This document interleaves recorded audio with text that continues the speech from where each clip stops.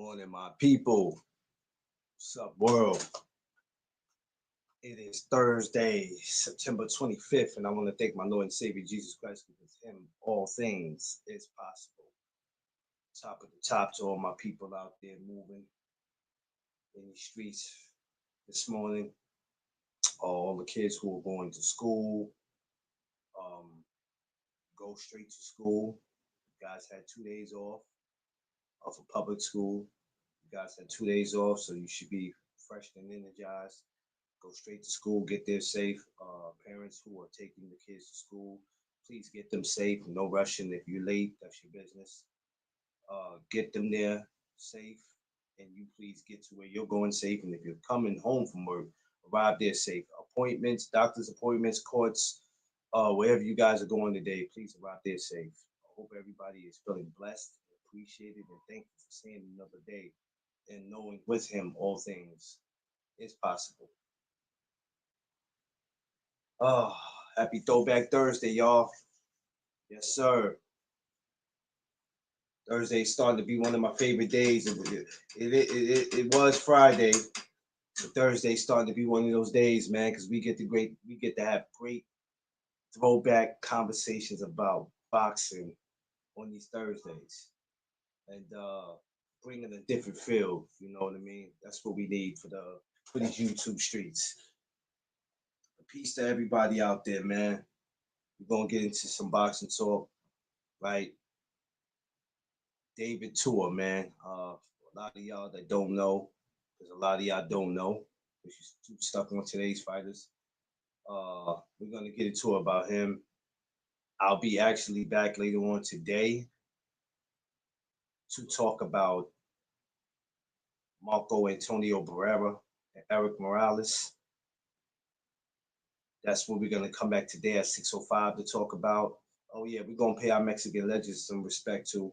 It's not just black fighters we talk about on here. We're gonna do that at 6:05, but for now, let's get into it. So for my newcomers, my regulars, everyone, welcome to the No Duck Zone podcast. Let's go.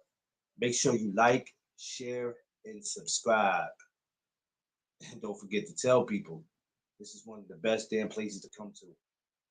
We're not biased, and we let people talk. So for people who think they know what I do on here, we let people talk on here. We let people voice their opinions. We don't let people voice disrespect. It's a difference. Underrated. What's good? Josh Sanders, I see you. What up, underrated? What's good, homie? Ain't nothing on this Thursday, man. I just dropped Tiff off a little while ago at the bus stop, making sure she got to work safe. That's one of my jobs to make sure she gets to where she going safe because these streets is crazy, especially out here where I'm at, man. It's a lot of goofy people running around out here. What's up Man, with you though? man, I'm good, man. I didn't get that much sleep, but it's all right though. I'm just Hey, excited. We gonna talk about two, man. What hey, when we talk about heavyweight, I know we talk about it, but hey, a but lot of before we get to that though, did you hear what I said we was coming back to talk about later? Oh, later, this chat should be jumping. Marco Antonio Barrera versus Eric Morales. oh, classic. I mean, a trilogy they have. Oh, we gonna light it up later on at 6:05. We gonna light it up. So 6:05, everybody come back. We're gonna be talking about two of the baddest, and when I mean the baddest, not just Mexican fighters, but fighters, period. Period. Marco Antonio Barrera versus Eric Morales. Hey, y'all make sure y'all tell people to come on back here. I want to Yeah, say, Josh, I'm gonna be real with you, Josh. They don't even understand what I'm about to do on this No Duck Zone. They think they understand. They don't understand. They don't understand what I'm about to do. Because I said it last night. I made a little live last night. It was late, about 10 o'clock. And I said, I'm about to just start minding my business. Y'all support whatever y'all want to support, and I'm not going to judge y'all on it. I'm going to mind my fucking business and stick to what it is that I do. Because telling people this and that is not going to change what they do. I'm going to mind my business. Just know that this is not gonna be the channel for the goofy shit. That's all. Y'all talk about whatever y'all want to talk about. Y'all can talk about He-Man versus the Ultimate Warrior if you like. I don't even care. Over here, I'm minding my business because I see some of y'all are just lost in the sauce. But yes, today we are on a man who, for just a second, I don't want to say it seemed like he had brought some life back to boxing because I'm not going to say at that time boxing was dead, but it was almost like when Tyson had, oh, I can't say Tyson left because Tyson really wasn't Tyson anymore, but we was looking at the next big thing.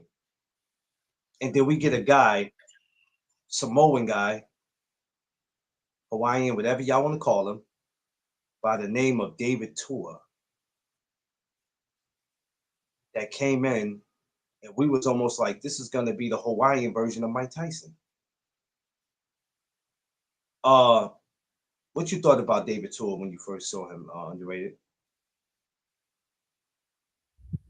He said those fights make people fans.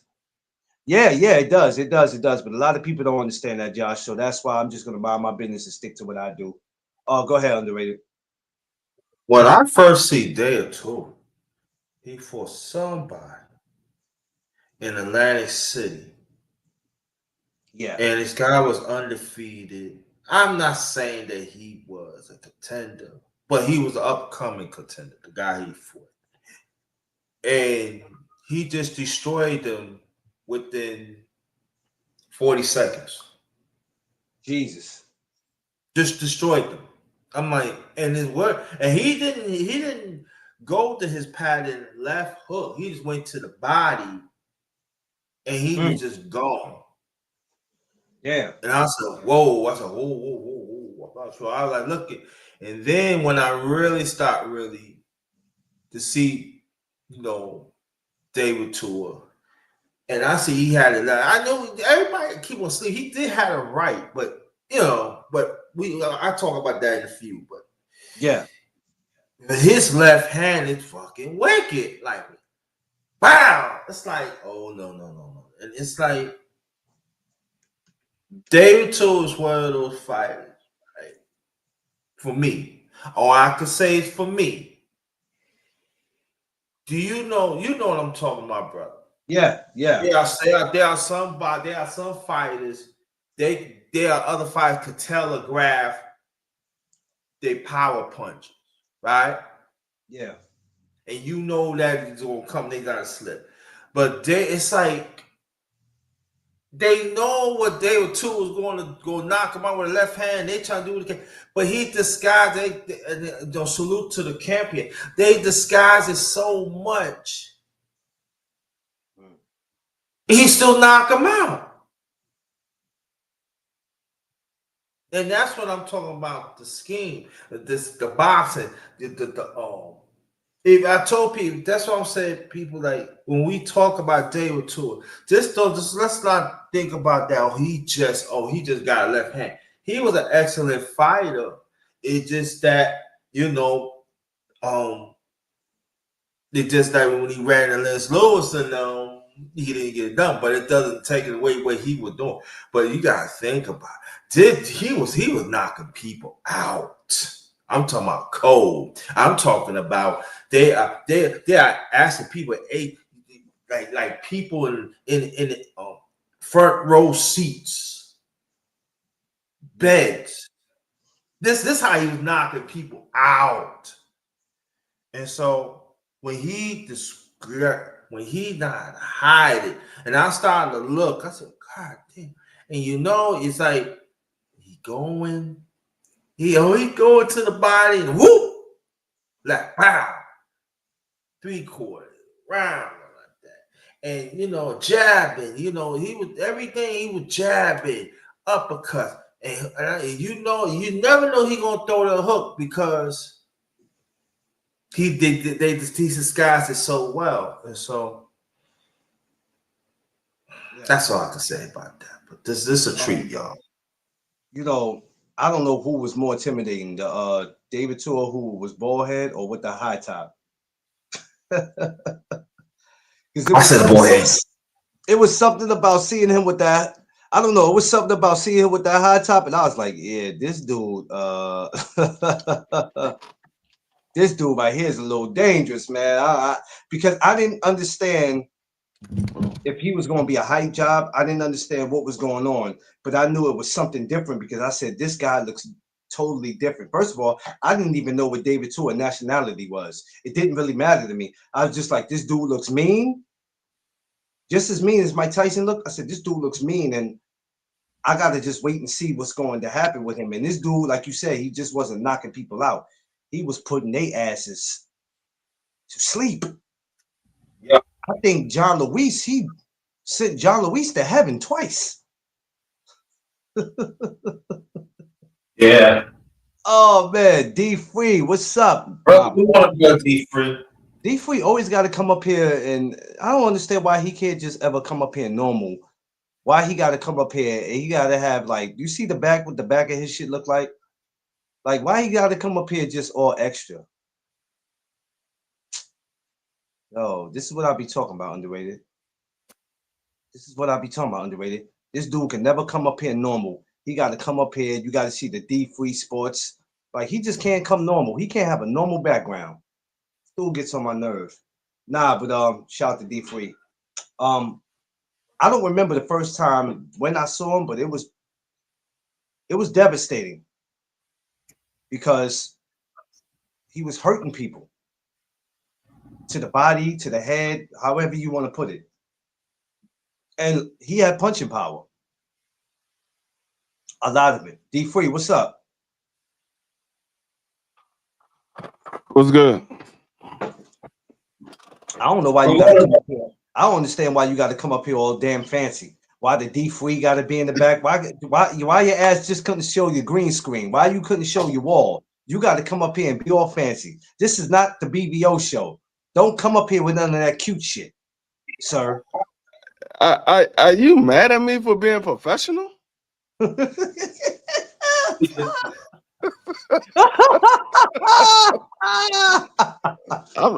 a little confused right now. I mean, you want me to come up here and be ghetto, or you want me to be professional?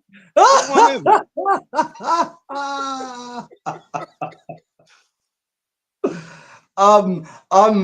I'm jealous. Good morning, brother D Free. No, Underrated. good morning, Free. Free, also just like I asked underrated. What do you remember seeing the first time you seen David Tua? How? Say that again. I said, what do you remember about the first time when you seen David Tua? I saw Asian version of Mike Tyson. That's Damn. what I remember. With David Tua. David Tua, he looked like when I initially when I first saw him, I was like, hold on, man. When did we start having sumo wrestlers in boxing? Who said? Yo, D, come on, D. What's wrong with you? I'm just being honest. I mean, you said give you my first impression. I'm being honest. That's what I initially thought. I thought he was a sumo wrestler. Hold up. Let me get my dang on picture right. All right, there we go. Yo, Free this dude right here, B. Yeah, I thought he was a sumo wrestler. Then I was like, hold on, we got an Asian version of Mike Tyson. But no, David Tua was he was an animal. I mean, the man, he took it to whoever he fought, whether he won or lost. He never backed down from anybody. Yeah. Where did they discover him? Does anybody know where he even came from? And I don't mean as far as his background or nationality, because it just seemed like in boxing at that time, we were only familiar with the heavyweights that we were familiar with. We had a few new ones, but we knew their background. There was a story with them. It seemed like David Tua just snuck up on us. So am I wrong? You're not necessarily wrong. Nobody really had a great idea where he came from. I think Don King discovered him in the amateurs, or it could have Oh, it could have been somebody else, but I believe it was Don King that discovered him in the amateurs. you think Don was thinking? Because at the time Tyson wasn't really Tyson anymore, even though he was still trying to, fight. Did you think Don looked at him and go, "Oh, I think I might have just found another Mike Tyson, but just in a different nationality"? You think Don might have been thinking that, or he just Yeah, saw talent? no, I think that's exactly what he thought. He thought he found another Mike Tyson, somebody that fought a similar style that Mike Tyson had, similar power that Mike Tyson had. He was just another nationality. And I think that's exactly what he thought. He thought he found another version of Mike Tyson. Now, Josh Sanders, you ain't shit for that. You ain't shit for that. God rest Yokozuna's soul, but you ain't shit for that, Josh. Yokozuna, for real? Now, he was out before Yokozuna. Yeah, that's the crazy thing. I don't think people realize how far David Tua goes back. He goes back pretty far. Yeah, David Tua, he's one of those dudes that came in an era with, like I said, with Mike Tyson, Lennox Lewis, Holyfield. He came in that era. David Tua, he's 52 right now. He's born in 72. Damn, he's 52? Yeah, he was born in 1972, November 21st, 1972. He's actually about to turn 53. Damn, so at that He time, he he was he young was and putting dudes out too, though. Damn, yeah. David. He started his boxing career. Let me see. He started his boxing career in 1992. So he Wow. came out after Mike Tyson. Mike Tyson came out in the 80s. David Yeah. Tua came out. David Tua came out, and that's what it was. David Tua, and that's why I said I think Don King thought he saw another version of Mike Tyson, because at that time when David Tua first started his pros, Mike Tyson had just went to jail. Mike Tyson might have been in jail. Mike had just went, right? Because I think Mike Yeah. went for like 3 years. He went in 92 and came out in 95. Yeah, he was in prison. So I guess Don didn't know what the situation was gonna be with Mike. Because Mike was supposed to went away for 6 years, right? Wasn't it something like 6 years or some shit? But he did 3? Something like that. Something like that. I can't remember So I guess, exactly how many years he was actually sentenced to. yeah, I think they said 6 years he was sentenced to, but I guess Don was like, you know what? This man he might not be the same mentally and physically, and I can't wait. And just happened to see David Tua and be like, we got one. I know I wasn't tripping. He was a Samoan. Yeah, that's what I was saying. I kept saying, was he Hawaiian or Samoan? Yeah, that's what I kept saying. I said he looked like he looked like he was related to The Rock and them. I wouldn't be surprised if his ass is. His nationality is Samoan and New Zealand. I don't know who's from New Zealand. I don't know if it's his mother or it's his father, but his nationality. I think his mother's from New Zealand. I think. Okay. Mother. Yeah, I think the mother's from New Zealand. Yes. He's on Facebook, and I seen a picture of his parents, and I was like, oh, okay. I'm telling you, they look like they related to The Rock. I'm not surprised if there's some relation. I'm really not, because that's a big ass talented family. Even though a lot of them wrestle, I wouldn't be surprised if he's in that family. But when I like I said, when I first started seeing him, my question was, like, I'm sure people had a lot of questions when they saw Mike Tyson, is who's gonna want to fight him? That was my question. Because, at the time, I think when Mike started making his comeback, and after Mike started getting some fights, people was whispering, I want to see David Tua and Mike Tyson. And I'm like, I don't know about that. I don't know how that would work. Mike Tyson and David Tua. I mean, it would have been a bomb burner. I can tell you that much. Yeah. Definitely wasn't gonna be nobody backing down. Going to hurt. Somebody ass was gonna get. Somebody was going down. It wouldn't. There's no way it was gonna be 12 rounds of just standing up. Somebody back was gonna hit that canvas. I just don't know who. Yeah. 12. I'm trying 12 to think. rounds of that. Is there any notable names that some of the people might know that David Tua fought? Because of course we know he fought John Ruiz. Yes. He fought For Chris Bird. yeah, he fought Lennox Lewis, Chris Berg, Michael Moore, Hasim Rahman. Or Michael. That was all knockouts, brother T Free. Poor Michael. Huh? All knockouts. You said is it what? He said all knockout. Oh no. He see his record is 52-5-2 with 43 knockouts. Damn. When he fought, let me see, Hasim Rahman, he got a draw. Michael Moore. No, I don't like BoxRec anymore. I would never use BoxRec ever again. I will go here to see who they fight. No, they don't on here. They don't put in here whether it was a knockout, whether the WBA title was on the line. It just say win and loss now. Win, loss, and draw. That sucks because that sucks, and a lot of people depend on BoxRec. I stopped going to BoxRec. I used to when I first started doing this. I used to go to BoxRec because I thought that's how I could find a lot of shit. I haven't went to BoxRec probably in 3 years, man. For the record, anybody else? For the record, anybody else? Don't ever use BoxRec ever again. They've been bought out. Don't use BoxRec. They're not legitimate. Yeah. They're not informational anymore. Only thing they do is they don't even give you the year that they fought the person. They just give you the month and the day. Oh no, they don't give you the day. They give you the month and the year. They don't give you the day that they fought the person or nothing. They just say month and year.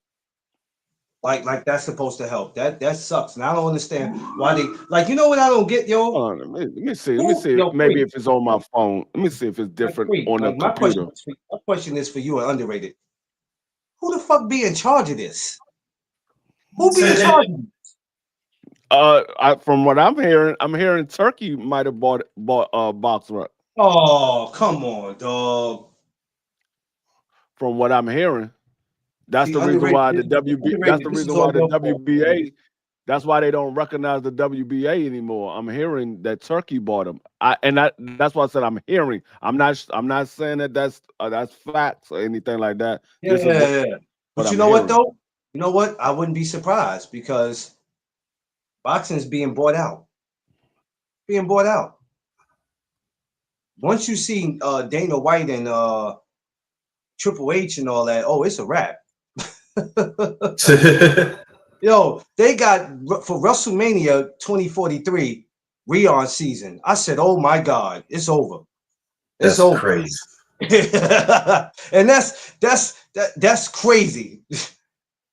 Jesus Christ, man. I'm telling you. Let me see. Okay. No, that's just the mobile version. Okay. The mobile version, it doesn't let you know if it's a knockout and it doesn't give you the day. The computer version, it does. Okay. So, like I said, Michael, he fought Michael Moore. He fought Hasim Rahman, got a draw. When he fought Michael Moore, that was a TK. That was a knockout. He knocked Michael Moore out in the first round. When he fought Chris Bird, he got a unanimous decision loss. When he fought Lennox Lewis, he got a unanimous decision loss. I'm trying to see. When he fought Hasim Rahman, the first time he got a TKO knockout. So the second time he fought Hasim Rahman, there was a draw the second time. The first time he knocked him out. Yeah. Who else has he fought that we might know? John Louise. John Louise was a knockout. He knocked John Louise out in the first round. He sent him to heaven. Yeah. He sent John Louise to heaven. Jesus. Damn, John. And I like John Luis too. I ain't gonna hold you, man. That's pretty much all the people, all the notable names that you would know, unless you was back there in that time. Yeah, You that shit wouldn't was really back there in know that time. any of these people. Yeah, There was a lot of guys we might have wanted to see him in there with. David Tua never been knocked out. He got 5 losses, and none of them came by knockout. Ain't that crazy? And he got 43 knockouts. That's crazy. He might be the only person that I know of. He might be the only person that I know of outside of the only second person that I know of, because Adrian Bona has never been stopped and David Tua has never been stopped. Everybody else that I know that got losses at some point in time of their career, they've been stopped. Yeah. But for you to have, I'm trying to think, is there anybody else? You to have 43 knockouts. That was Crawford. Crawford ain't lost. Oh, okay. No, he's talking about somebody being stopped. Well, no, that's right. That's right. No, I'm talking about everybody that had taken losses throughout their career. At some point in time, they've been stopped. Okay. Yeah, at some point they've been stopped. Adrian Bona and David Tua are the only people that come to mind right now. I'm trying to think. Is there anybody else that I know that had? I don't think. But what about Canelo? Canelo's the other. Hey, but you know what? That almost came. Shit, for him, that almost came to a. He would have been on that list. Free. He was very close to being on that goddamn list. He's lucky. He lucky boy. He was close to be. He was about to be on that bus. He was lucky. I don't think Terence Crawford was going to knock him out. I think at some point Canelo just realized he's not going to be able to beat Crawford, or he's not going to be able to knock Crawford out. So he kind of like backed off. I don't think Crawford was about to stop Canelo. I think he was putting hands on Canelo, but I don't think he was about to stop him. I think the closest person came to stopping Canelo is Demetrius Bivol. I think he was the closest that came to stopping him, because Canelo was laying on the ropes and Demetrius Bivol was pounding him, and I was like, "Oh man, he about to stop Canelo." Yeah. Damn, 43 knockouts is crazy though.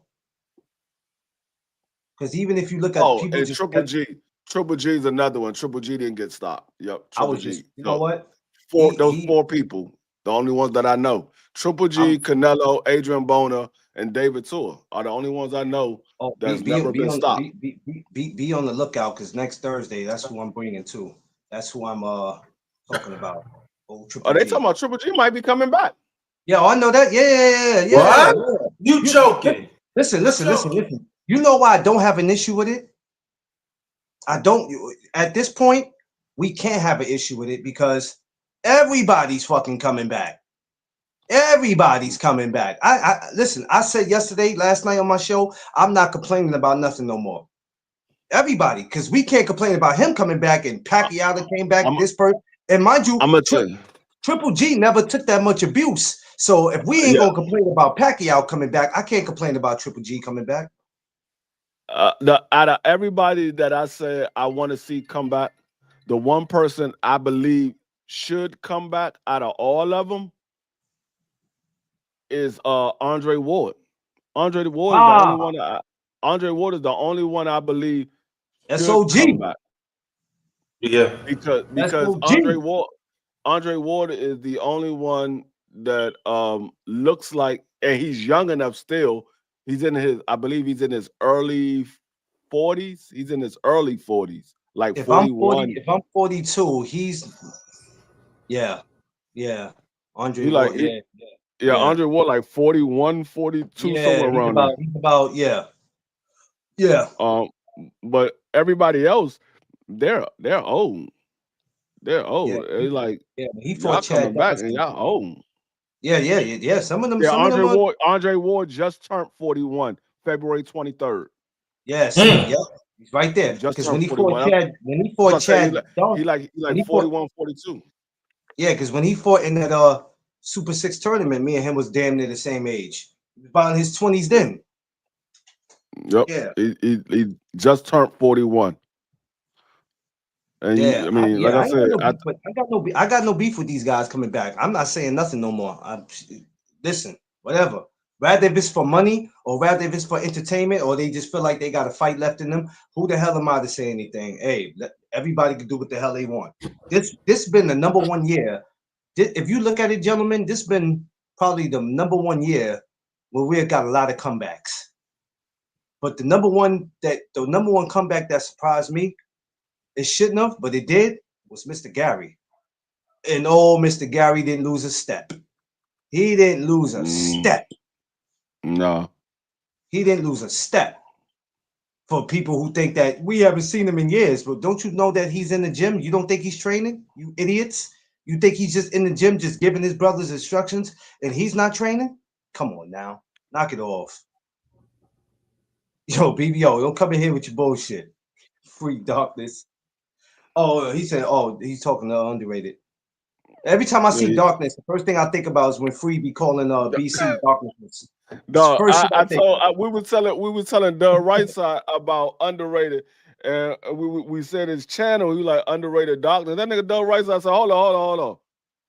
That's the name of his channel." I said, "Yeah." He said, "Where he get the name from?" I was like, "To be honest with you, I really don't know." BBO gonna say, "Oh yeah, he was voted the darkest man in New York."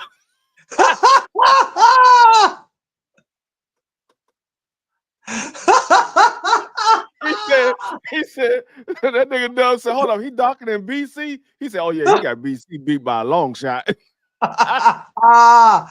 Hey, BBO, lay off my man's, man. No, it's all right, BBO. I got stuff with BBO. Trust me. Yo, lay off my man, BBO. Come on, man. Damn, let him live. What my man said in Friday. Come on, Debo, stall him out. Man, come on now. Come on, Debo, stall him out. Y'all ain't shit, boy. I swear to God, y'all ain't. He been voted the darkest man in New York. Man, you ain't shit, boy. Debo, come on, stall him out. Nah, shout outs to them. Listen, this is all for entertainment. But to have 43 knockouts is bananas, Free. Yeah. Even if he had 5 losses, not too many people have 5 losses and 43 knockouts. That's crazy. It's crazy. Yeah, I mean, if you think about it, only 9 fights went the distance. I mean, I take that back. Only 16 fights went the distance because he had out of the wins, only 9 of them went the distance out of his wins. But out of his total fights, only 16 of them went the distance because he had a total of 52, 57, 59 fights. He had a total of 59 fights. So 16 of the 59 went the distance. Oh yeah, when he told him that I don't argue with white women, I damn near died when BVO told A1 that. Oh my God. I was in the comments when he told him that day, Free. Yeah. I damn near peed on myself when he told him that. He said, that's okay, because I'll argue with white women. No, when that nigga BC came up with that damn song, man, I was crying. I couldn't stop breathing. I got titties on her back. I couldn't breathe. I was like, hold up. This nigga BC came up with that damn song. I was dying. Yo, I still hear that song in my head today and just cry. Added the That's why we can't get both of them in the same area. We can't get BBO in him. He got titties in the front. He got titties in the back. Yo, this is why we can't get them in the same area. We can't have them in the same room because having them in the same room, my stomach is nah. We not about to do that. That nigga BC stupid as a mud. Yo, yeah. Oh my God. I'm telling you, I miss those days, man. Oh my God. Them days we used to be, man. No one was safe. Not me, not Free, not Five. Nobody was safe. Jesus Christ. We got to keep those. We got to start bringing some of them days back, man. We need it. But I don't know what happened when we stopped seeing David Tua. I don't remember because the era started changing. New people started coming in. Yeah. David Tua last fight, if I'm not mistaken. Hold on, I'm trying to pull it up again. Let me see if I can pull it back up. David Tua last fight. His last fight was, hold on. Boop. Boop. There we go. David Tua last fight was November 16th, 2013. That was his last fight. And that was Damn. after a 2-year layoff. That was after a 2-year layoff because the fight before that he fought Monte Barrett August 13th, 2011. I think Monty's out of Queens or Brooklyn. I think he's out of Queens. Yeah, shout out to Monty Barrett, man. That was another guy I used to, man. Yeah, he had fought Monty Barrett August 13th, 2011. And then he went on a 2-year layoff, and then he came back and had his last fight November 16, 2013 against Alexander. I don't know how to pronounce this dude's last name. They fought in Great Britain. And that went the distance, the 12 rounder went the distance. It wasn't no, it couldn't have been Alexander Povetkin. I don't think he was around then. No.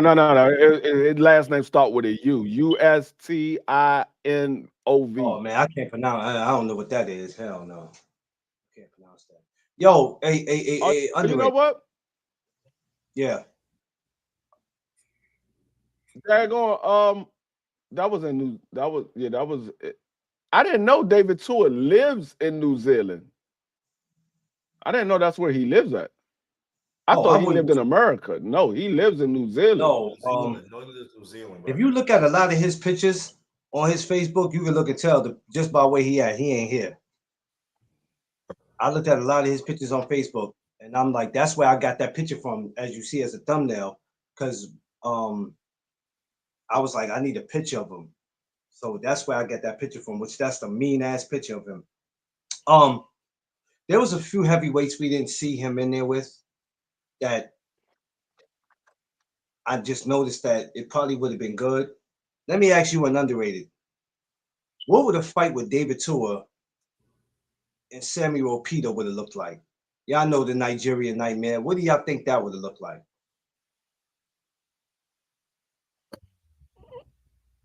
Say that again? I said, what do a fight with David Tua and Samuel Peter? You know, the Nigerian Nightmare. What do y'all think that would have looked like? Because that was something that didn't happen, and I would love to see that went down. Sammy Peter would have been slept. Damn, Free. Damn, Samuel Peter would have got slept. He would have got slept. Because you know, Samuel Peter was a big dude, man. Yeah, he said Prime Peter. Yeah, Prime. Yeah, Prime. Both of them. Yeah, both of them.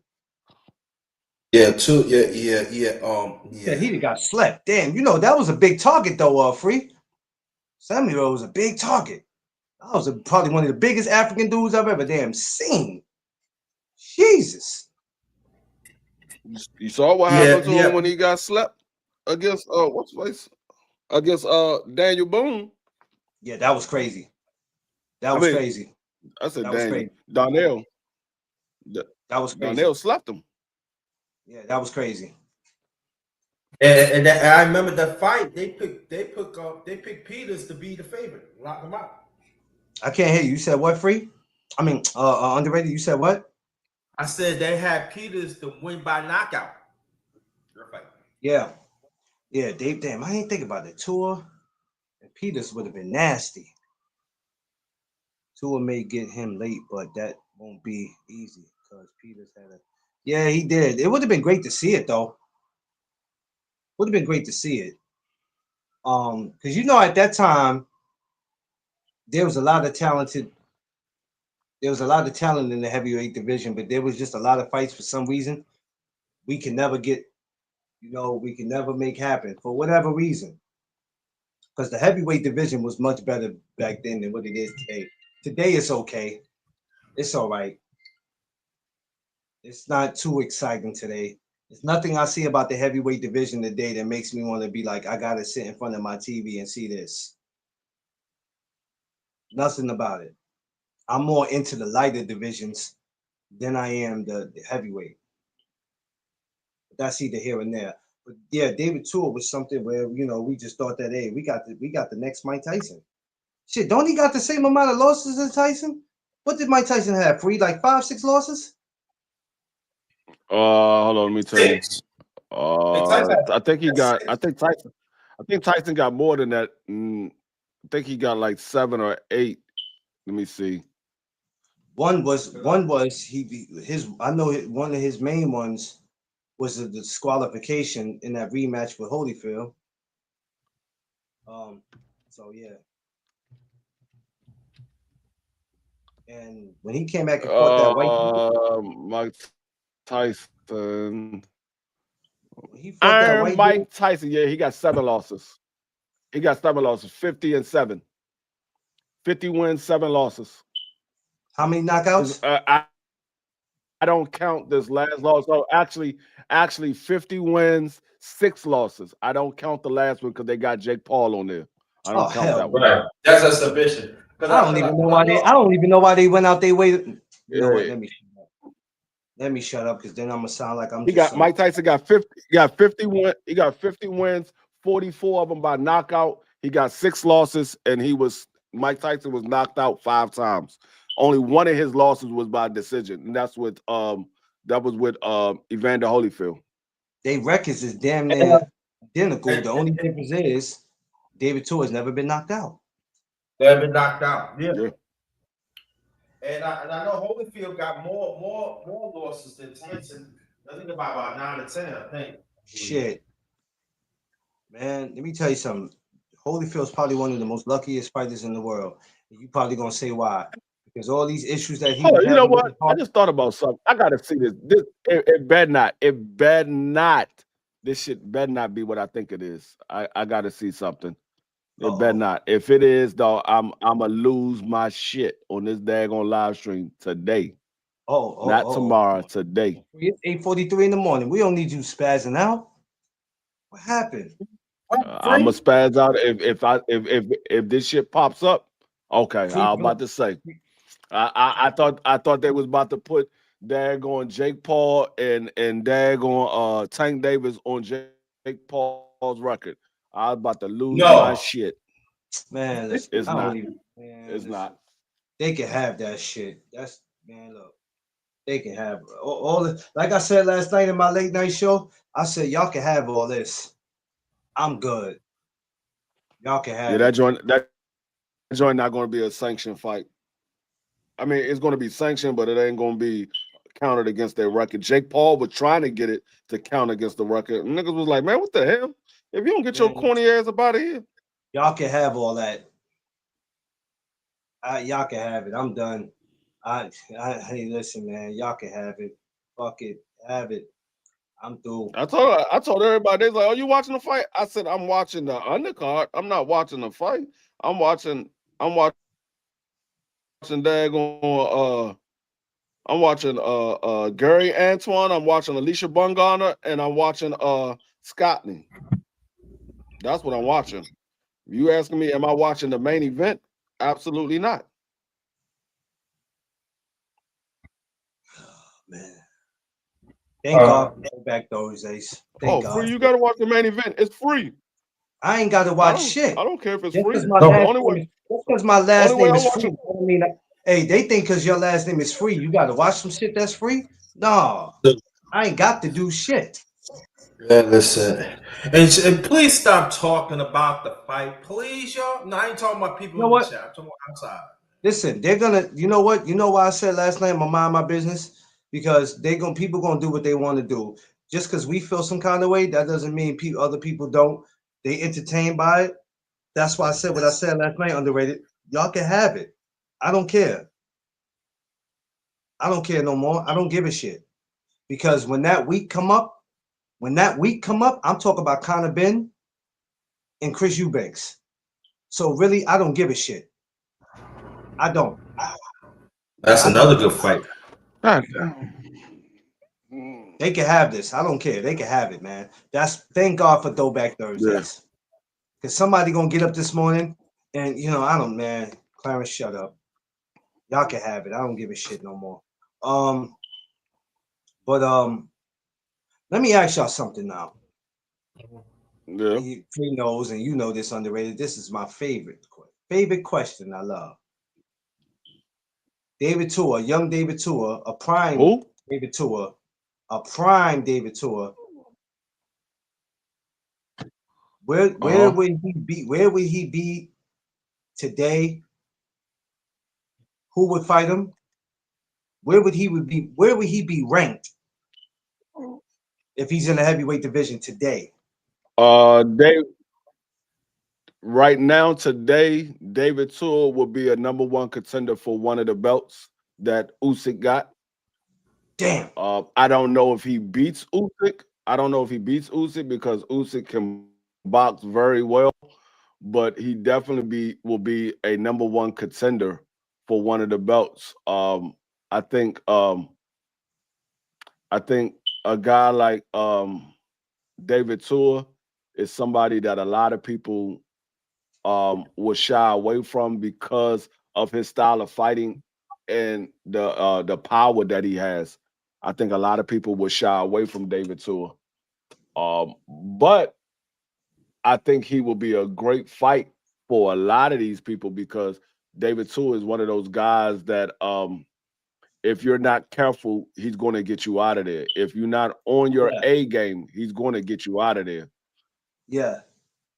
So Yeah. I believe he definitely a good fight for a lot of these young guys who we trying to figure out are they the goods or not? Because David Tua is somebody that's going to be there the entire fight. He's not going to back down from nobody, and you're not going to knock him out. I think he'll be there the entire fight, pushing you the entire fight. So we'll know if these guys are built to be on the championship level or not. Yeah. Yeah. Underrated. Um, I would see that David Tua will have one of those belts. That's what I feel. I don't think he'll be undisputed, but I feel that he will have one of those belts. And Yeah. so he would be like partial champion. But Well, oh, go ahead. I'm sorry. Go ahead. that's how I looked at it. That's how. What the way boxing is set up today and how everything is. Um, how many people you think will be quick to get in there with David? How many people will risk it? Because getting in there with him is a risk. And you got people who's gonna ask for a certain amount of money because they're gonna be like, it ain't worth me getting in there with this dude knowing that he gonna sleep the shit out of me. I think a lot of guys when they came to him, they were gonna ask for a certain amount of money. You Or they're know gonna what? act like Go ahead. no, I was gonna say, or No, they're I gonna was gonna say say, you know what will be a great fight for David Tua? David Tua and Martin McCauley. Now you shut your mouth, sir. You shut your mouth now, sir. Jesus Christ. I think that will be a great Mark fight. Napoli and David Tua. I'm sitting in front of my TV and you better not bother me. Jesus Christ. Jesus Christ.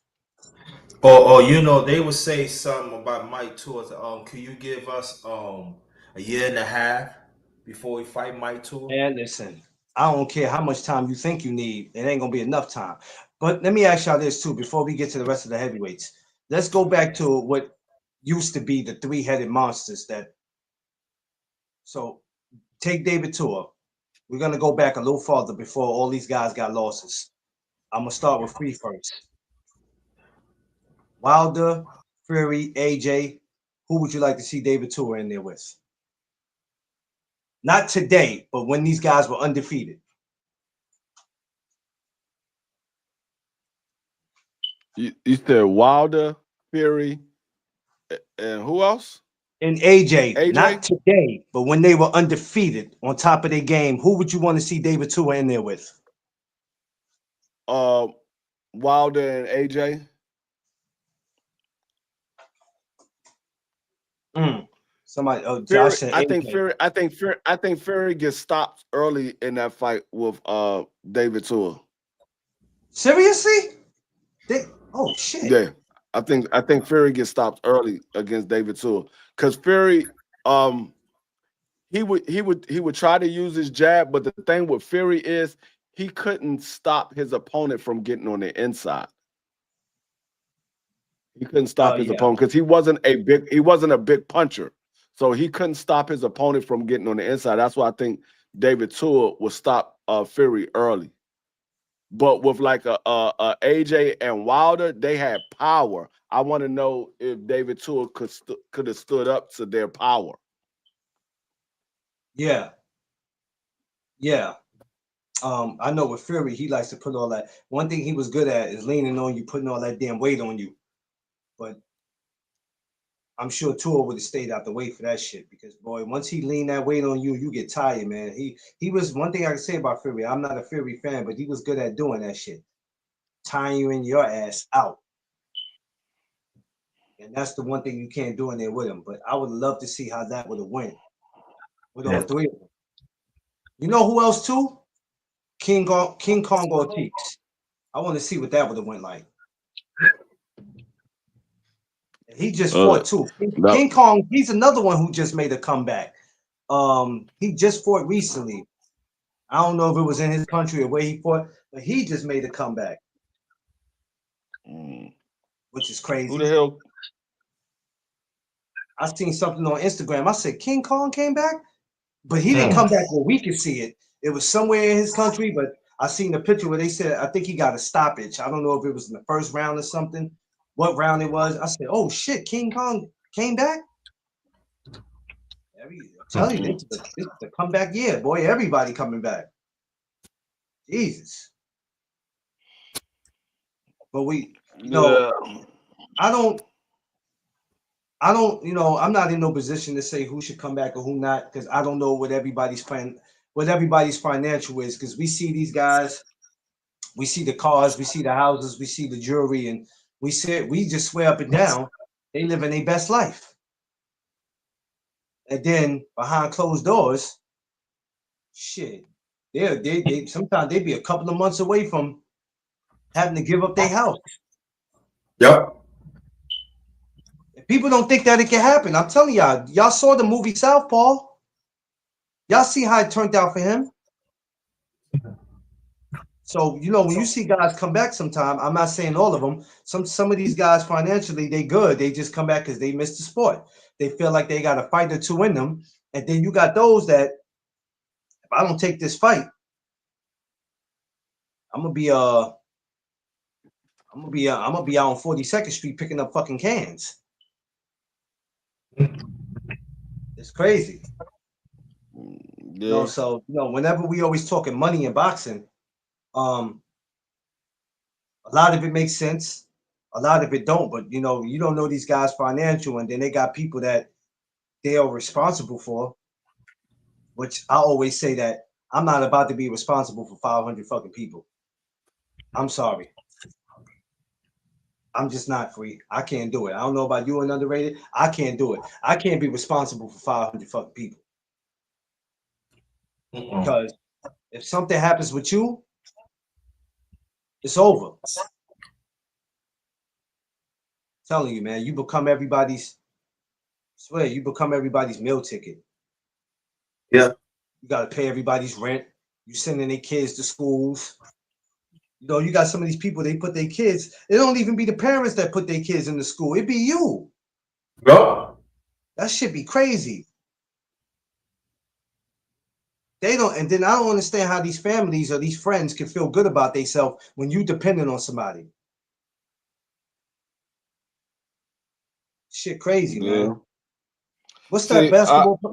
What's that basketball This player that used to play for Cleveland? That he was messing with LeBron James, moms or whatever. But Deontay. when they showed dude in the gas station homeless, and then the lady asks him, "You didn't save any of your money?" And he's like, "Yo, I took care of all my family." So she says, "And they didn't help you?" He's like, "No." Nope. I'm like, "What kind of crazy shit is that? Are you kidding Yeah, me?" Deontay West. He's Deontay literally West. in a gas station, bruh. I said, "What the No, fuck?" but check it out though. One thing worse, brother. What if you remember one time he was on a, I think I don't know what's it was some city in the west. He was on the sidewalk holding the sign that I need food. Oh yeah, I seen that. I said that shit is crazy, bro. I'm not making it fun of the brother because that shit broke my heart when I saw that. It broke my heart when I saw that. But so a lot of times when you see these guys make a comeback and you go, "We don't need to see you make a comeback." Well, sometimes I don't know their financial. See, financial plays a big role because the nastiest thing that can happen to you in your life free is to let these people in your house because you have no choice, and for them to take your furniture, to take your house, and you can't do shit but stand outside and watch them do it. That shit gotta hurt. And then you got the next door, you got the neighborhood talking about you. Why you helping them out? That shit crazy. The neighborhood is gonna sit there and talk about you. Well, that's what happens when you don't save. Shut the fuck up, because that house that you got, I helped you get it.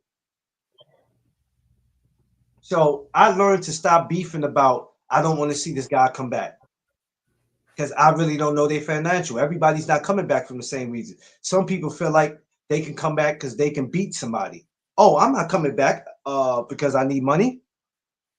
I don't mind coming back getting a little bit more, but I'm coming back because I got 1 or 2 fights left for me, or if I really feel like I can beat this guy. And then, like I said, you got those that go, shit, I got $100,000 in my account. 100,000. That's all I got left. Bro. Shit. For somebody that's supposed to be rich, that's like us walking around with $1 in our damn pocket. That shit ain't nothing. When you used to having 2 or 3 million, 10 million, 15 million, 20 million, and then you got 100,000 to your name. Yeah. Even with that 100,000, you still gonna have people. 100,000 is still a lot to somebody who ain't never seen it. So now, even with the 100,000, people still coming to you asking you, can they hold something? Yeah. Shit is crazy, man. So yeah, when I saw that dude in the gas station like that, that shit pissed me off. And just to hear him say that I've helped people out and I haven't got the help in return. Shit. Hey, I don't want to sound messed up on here, but the only way I'm helping out 500 people, you must be working for me. If you working for me, then if I got 500 employees, cool. But if you think I'm finna help your ass put your kids in school and I'm doing all this and that, man, you got me messed up. Danny Garcia just said it. Danny Garcia said it at his press conference when he was here. I didn't need 100 people around me. And I think that's why he was going through the mental health and all that. It wasn't just in the depression. A lot of that shit don't just come knocking at your door. Yes, sometimes you go through things, but sometimes you feel overwhelmed. Yeah. Because like I said, everybody goes through something different. In his case, I got a lot of people that I'm responsible for. You got 100 people you got to fucking take care of, man. That shit becomes too much, bro. Yeah. It becomes too much. You get overwhelmed because you don't want to say no to you don't want to say no to nobody. I love saying no.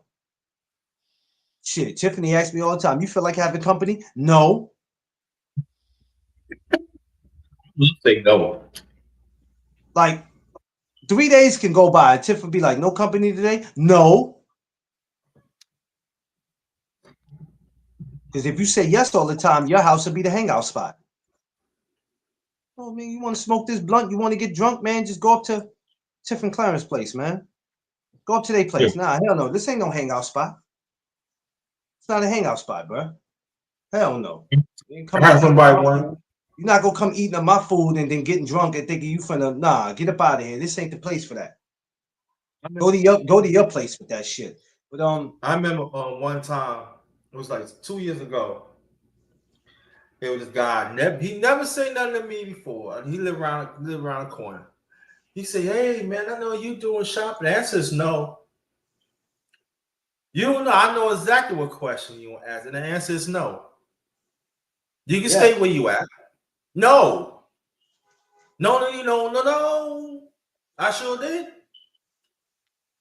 Yeah, you looking at them goodies I got in the, and when I was pushing that shopping cart. No.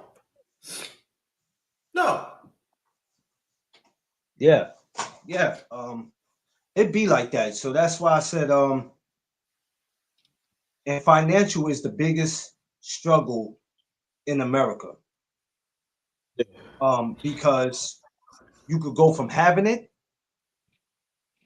and then before you know it, the blink of your eye, all that you work for is gone. That quick. Yo, D Free, that's crazy. D Free was worth, so let's just say this, right? Damn, D Free was worth 11.5 million. Just throwing a number out there. You telling me he went from being worth 11.5 million to having 100,000? Now the question, what the hell did Free do? How you go from 11.5 million to 100,000?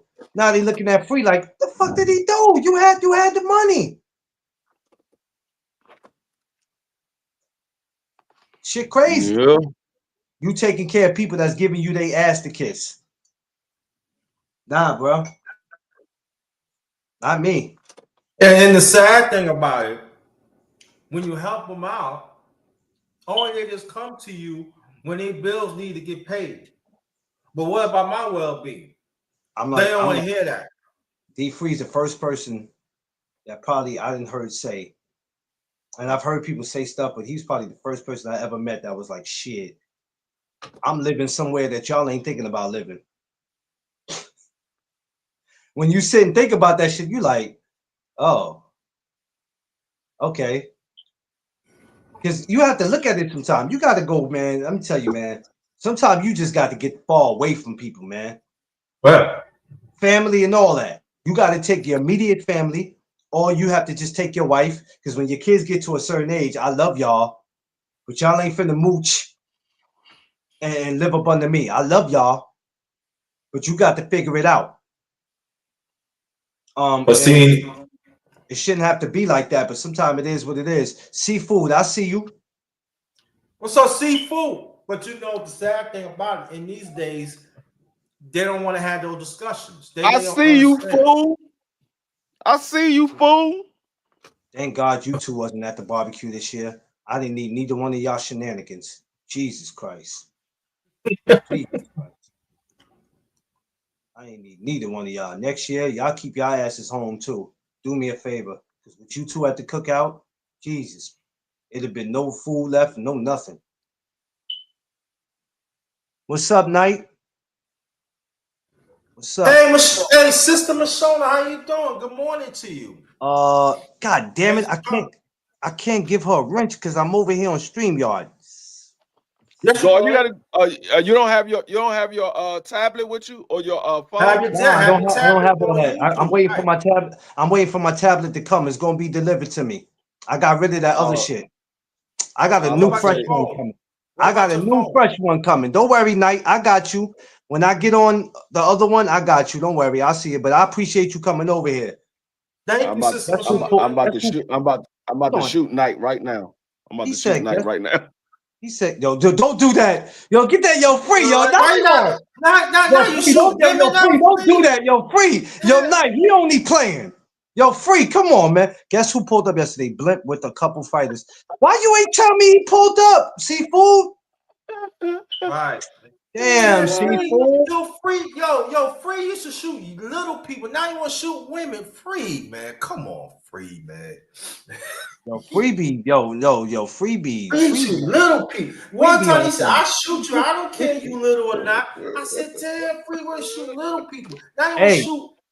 hey, seafood. I'm surprised that Blimp is my man and I love him, but I'm surprised he walked up all them damn steps. Oh, that's it. I ain't messing. I'm surprised he walked up them steps. Hey, when you go to Seafood's gym, I'm gonna just let you know right now.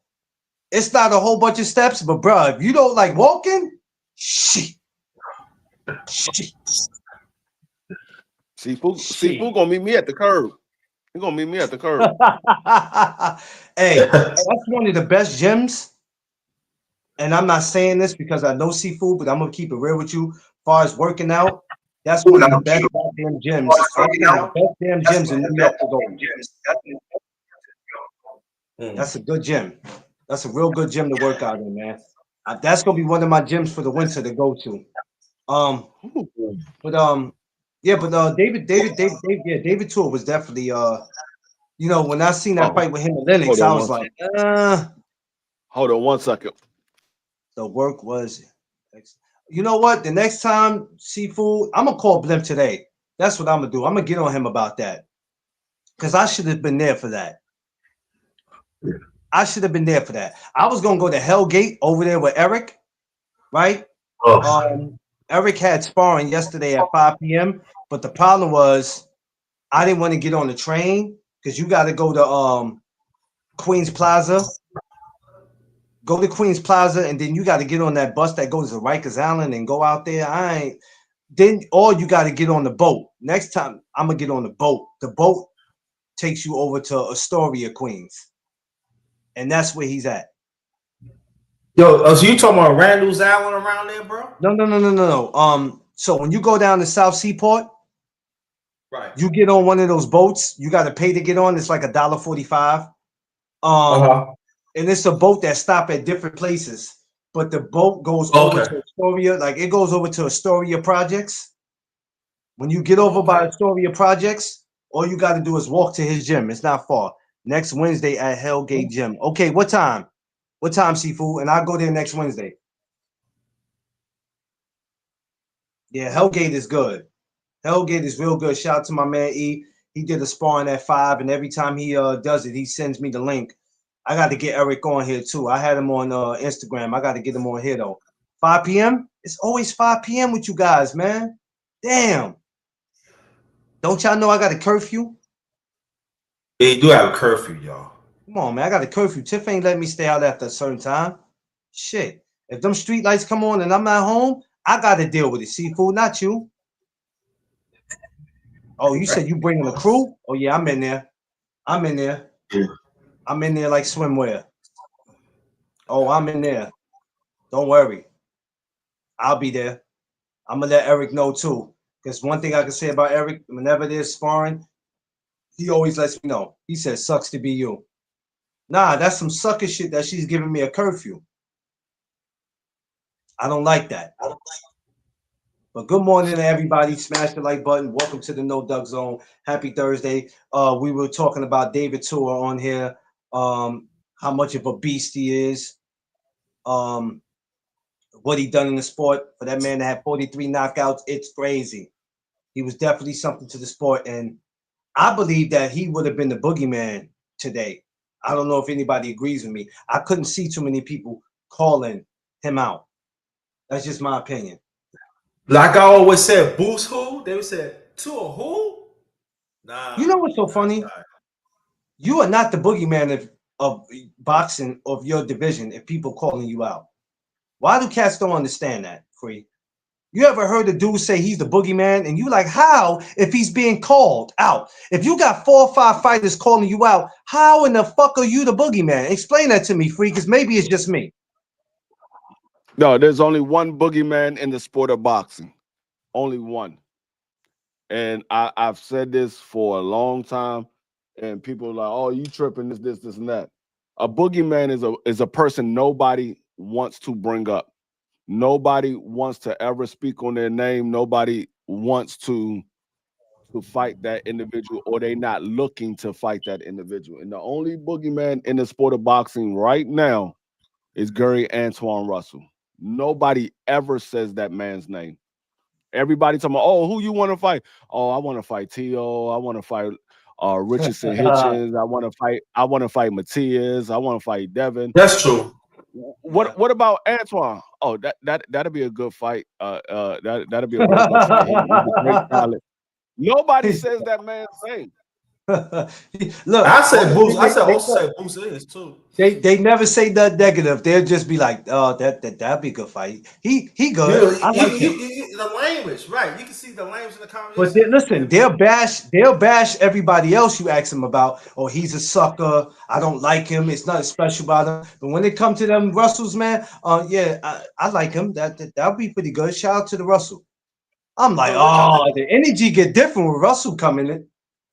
Yeah, that's why I said everybody thought, oh, Matias the boogeyman or Devin the boogeyman. I'm like, dog, the only boogeyman at 140 is Gary Antoine.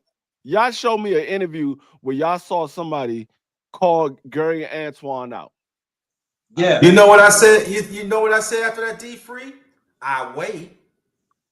I guarantee you won't find one that somebody called that say, you know what, I want to fight Gary Antoine. You won't find that. Somebody ask him, would you fight Gary Antoine? I'm gonna tell you this though, Free.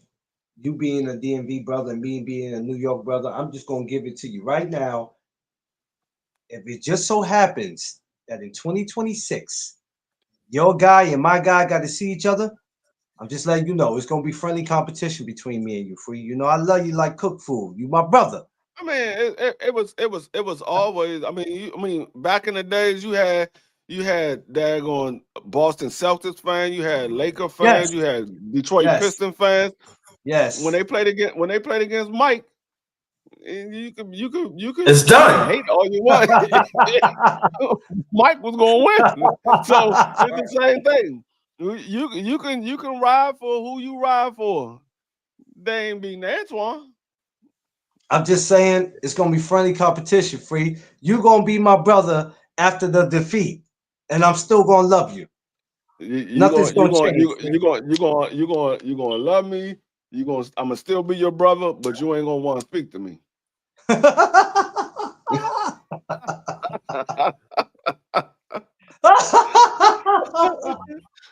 Hey, you gonna bring D-Free up, man? Fuck no, I ain't bringing D-Free up. That's my brother. I ain't bringing him up. Hey, up. I'm not gonna lie to you. It's gonna be amazing though if it happens, Free. Let's just be real. I don't think it's gonna happen. I don't think so. You don't think so? Why you said that, D-Free? I think Clarence Mann is a duck. Hey. Now you watch it now, sir. You see what I mean? You see what I mean? See what I mean? I'm just saying. You see what I mean? I'm just saying the man got ran up on by Matias. You ain't see that man say nothing about Matias since Matias ran up on. He had a lot to say. Matias ran up on him. That man, you haven't even seen Richardson Hitchens. That man literally went ghost. I haven't seen him since. He was at that press conference. You haven't seen Richardson Hitchens since then. That man went ghost. When did I? No. I mean, anytime I see him, it's always on social media. He with his lady, kicking it, on vacation somewhere. That man was on everybody's podcast and in front of all the cameras. Yeah, he was just on the podcast recently. Damn, who podcast was he on recently? That man, Matias walked up on that dude. That man got quiet. Matias walked up on him, and he walked up on Tio. He slapped Tio. But that was crazy. That was the second slap because I think Crawford slapped. I didn't realize how big Matias was compared to Tio. I didn't realize he was that much bigger than Tio. I'm thinking I knew Matias was taller, but I'm thinking, okay, they roughly eye height. They're probably looking each other eye to eye, but he's a little taller. That man towered over Tio. It looked like Tio was fighting at 135 and Matias was fighting at 147. That's what it looked like. He says Matias stops Africa. Africa. Yeah, he will. Damn. That's why Africa won't fight him. And if Damn. Africa won't fight Matias, he damn sure ain't gonna fight Antoine. Antoine is a better version of Matias. Everybody say Antoine's a come forward fighter. Well, if he's a come forward fighter, he's a better version of Matias. How does a He fight got- between he got- Matias and how does a fight between Matias and Antoine go? 'Cause that sounds interesting. I think it goes similar to what we saw with El Rayo. Oh damn! Now wait a minute. Now you got to give Matias some type of credit. Now, god damn, Free. I know Matias- that's your family. I and all. do. I do. Matias got a hell of a defense. His face is his defense. He got a hell of a defense. That's it. And You know if what? a guy like Antoine, you let Antoine hit you with some clean shots, you're going to sleep. Damn. That's it. Yeah, T Free. Yeah, D-Free I don't- think he's going to You try said to. I his think he's face going to is try to. excuse- He's going to try to pressure Antoine. Antoine is going to do like he did with El Rayo. He's going to use his boxing ability that I told everybody that he has. He's going to use his boxing ability, and he's going to end up stopping Matias. Josh is He's going to end stupid. up stopping Matias. Oh well, you know, I don't see too many people calling. That's another thing. I don't see too many people calling Matias out too. You can't have no defense and fight a guy like Antoine. Antoine has too much power for you to have no defense and fight him. You have to have some type of defense. You have to. Okay, hold on, Seafood. Great. You got to have some type of defense. Matias don't have no footwork. He doesn't have a high guard that's very effective. He doesn't have head movement. He doesn't have any type of defense that's effective. So I mean, so every T-Free, fight you so see you actually Matias say is- he don't have nothing. You trying I to say can't he hear don't you. have nothing. You went out. You I low. said you trying I to can't say hear he you. don't have nothing. Not. I mean, he got power if he's able to. Like Matias is not a one-shot knockout artist. He's a guy that Right. wears you down. He's not a Right. one-shot knockout artist. But yeah, he can possibly wear Gary down. But I think by the time he actually wears Gary down, he's going to be getting off the canvas. He takes too many clean shots. Every fight you see Yeah. Matias in, he takes clean shots Yeah, constantly. you're right. You're right. Yeah. That's true. You do. Yeah. Seafood, check You're right. your You're DM. right about that. Check your Instagram DM. That's why I said in 2026, we're gonna see a lot of amazing things, man. That's why all this circus shit that's going on, I ain't got time for it. But in the new year, we're gonna see a lot of interesting, and that's the only thing I'm gonna be paying attention to. It's what's real. If it ain't real, man, I'm not paying no attention to that shit. Oh shit! I'm sorry, Free. Hold on.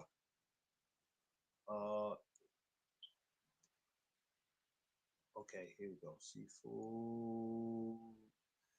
All right, here we go. Oh, he Brother, ain't got good his morning, do- brother he ain't got- Seafood. Look, he ain't got Morning, his brother. do-rag on, so it's safe. It's safe, y'all. It's safe. We good. What's Thank up, God. fellas? How y'all doing? Seafood, Long what's time no up? see, You brother supposed to, Seafood. you supposed to be up and getting ready to go to the gym, sir. Why are you I, in your I, white beater? I actually am. I'm getting up ready. It's supposed to thunderstorm today, so I want to make sure I have long sweatpants on instead of shorts.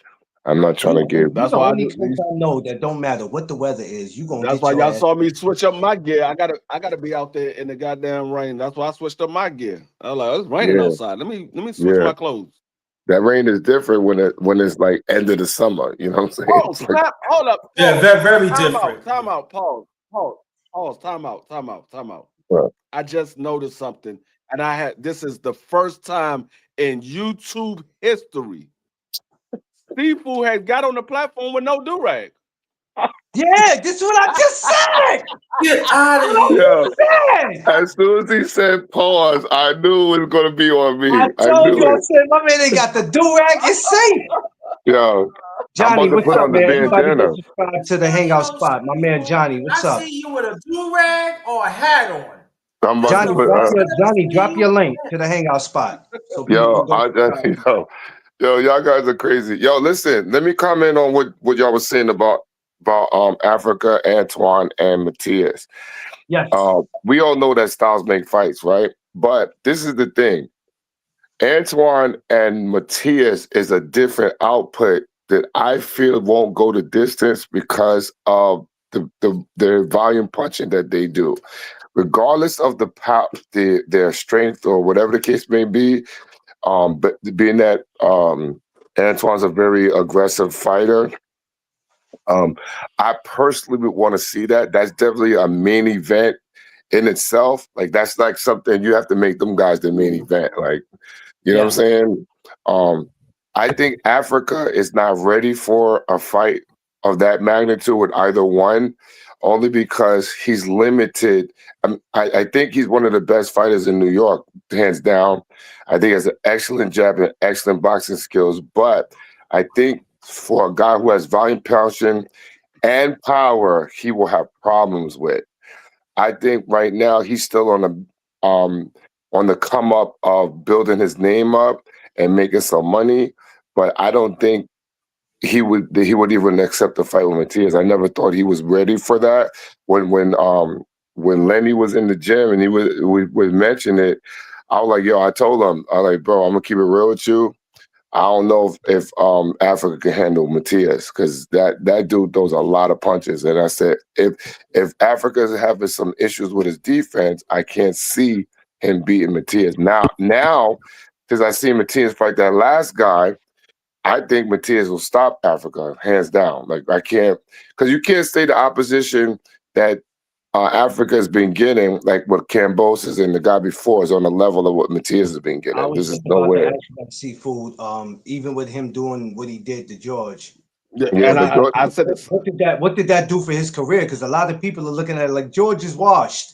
What did that do? But again, George was never the A fighter. Remember, dumbass Teofimo made him look like he was because he took an L from him and didn't even try to avenge it. So remember, this is the reason why I don't like Teo, because Teo does dumb things. But I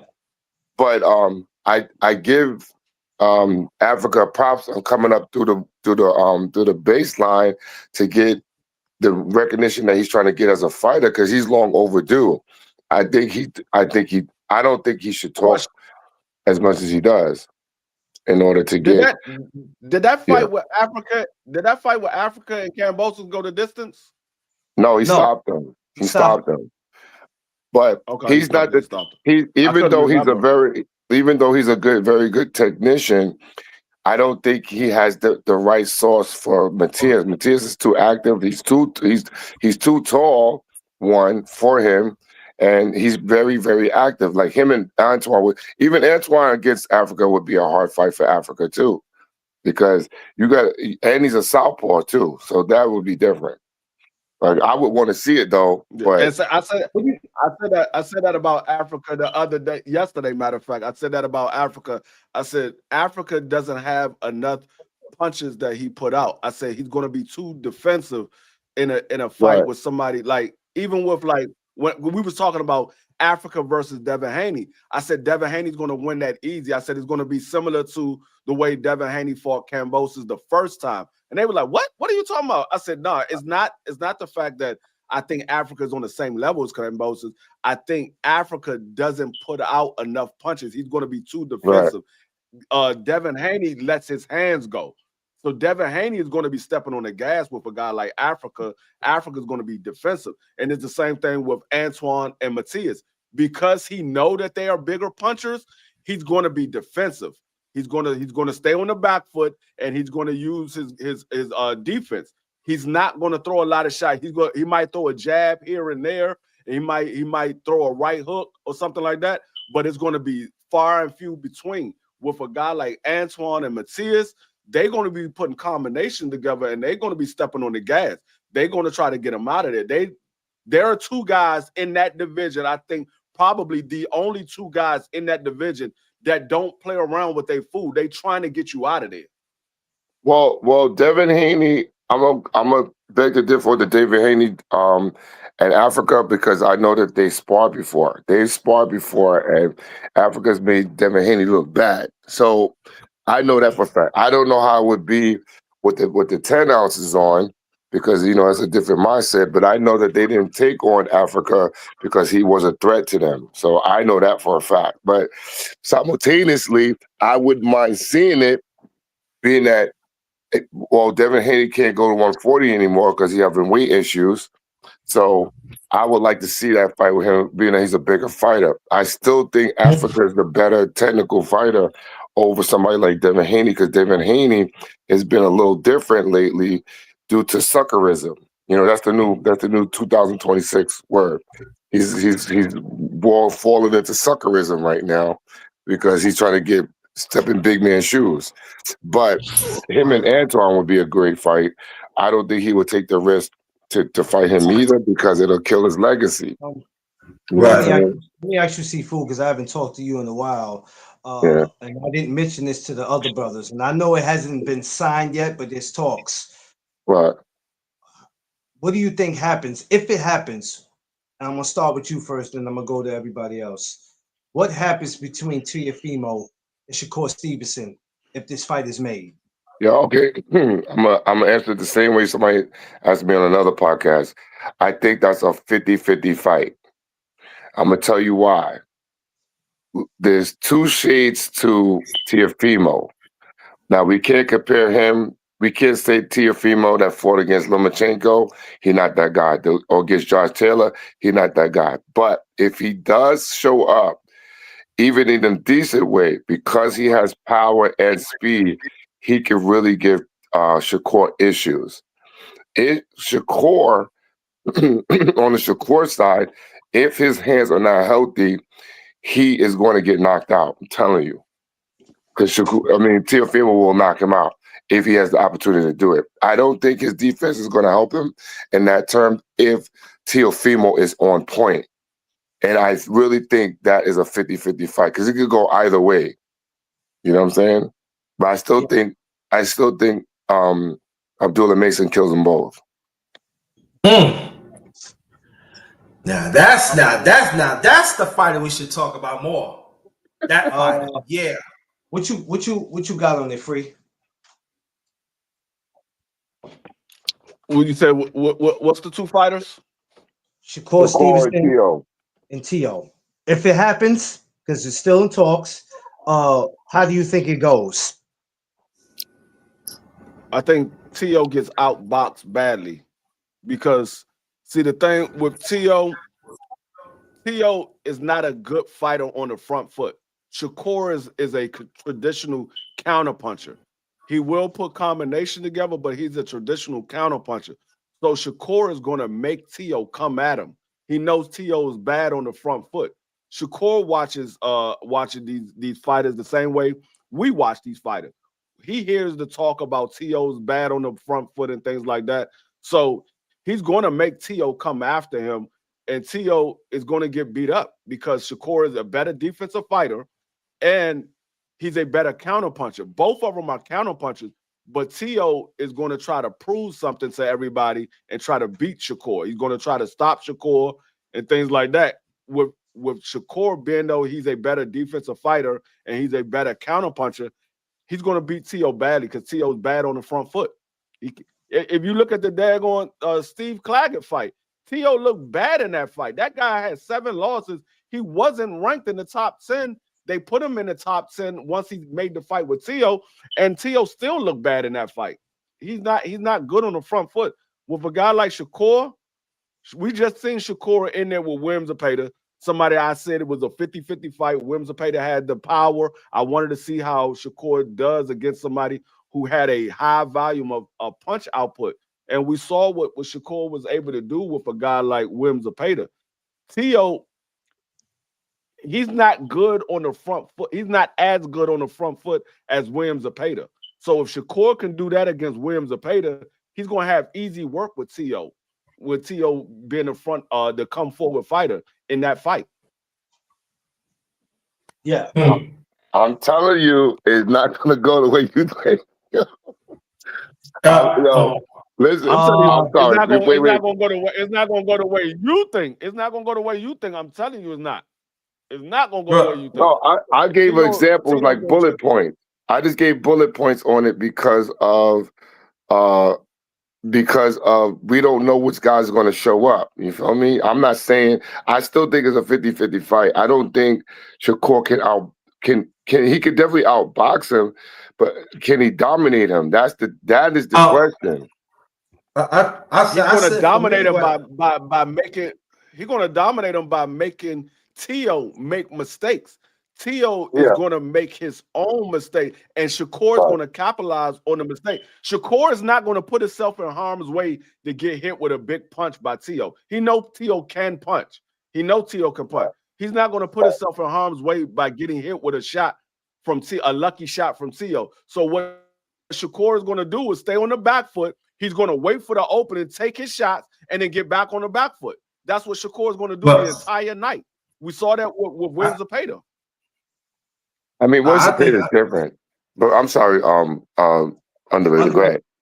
Yeah. No, I said for me is with the both of your brothers saying, I think that whoever wants it more, and I feel that if Shakur fight Timo, he got to make him respect him.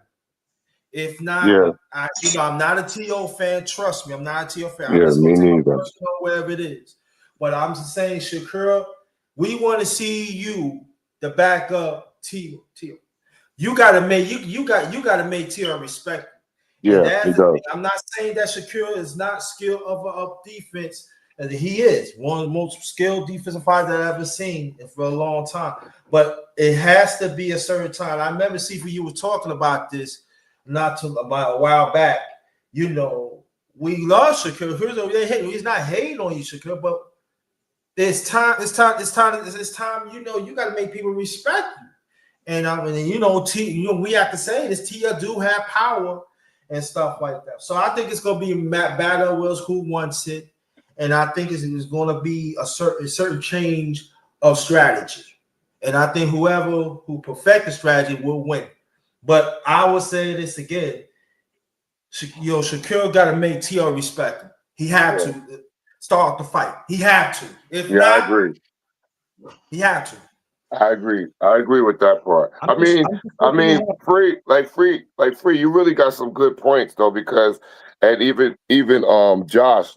I mean, you got some good points, but remember, those guys are not solidified and guaranteed in the way they're gonna fight sometimes. Because even though Shakur beat William Zepeda's still a come forward fighter, toe to toe, throw a lot of punches, but he was able to evade all that. Even though he got clipped, he still was able to manage. Tio is a totally different fighter if he's on point. I don't think that they would never. It would be an interesting fight. But I cannot see Shakur picking him apart because of Tio's speed and pop. I don't think the power is a factor to a degree where he will intimidate Shakur, but I think Shakur will get clipped by him. And when he gets clipped, I will love to see how he reacts to that, because Tio becomes a different person when he knows he can hurt the guy. You know what I'm saying? But again, there's nothing guaranteed with either one of them, because they show inconsistencies in their fights. That's what I was saying. I'm not picking either one, but I still think it's 50-50. I'm gonna tell you what. I'm gonna tell you I'm gonna tell you what's consistent in the fight. The consistency of Shakur is the fact that Shakur is going to be defensive. He's going to be defensive. Every single fight, Shakur is defensive. Tio is impatient. He's impatient. Yes. Tio doesn't let the shots come to him. If the shots are not coming, Tio's going to force the action. He's going to force the action. With Shakur is cool with just sitting back and just throwing a jab here, throwing a jab there, throwing a combination here and there, and just winning the fight on card. He fine with winning the fight by points. Tio is not that comfortable. He doesn't have the mentality to say, you know what? Let me just let this shot, the fight come to me, and let me win by him being over aggressive.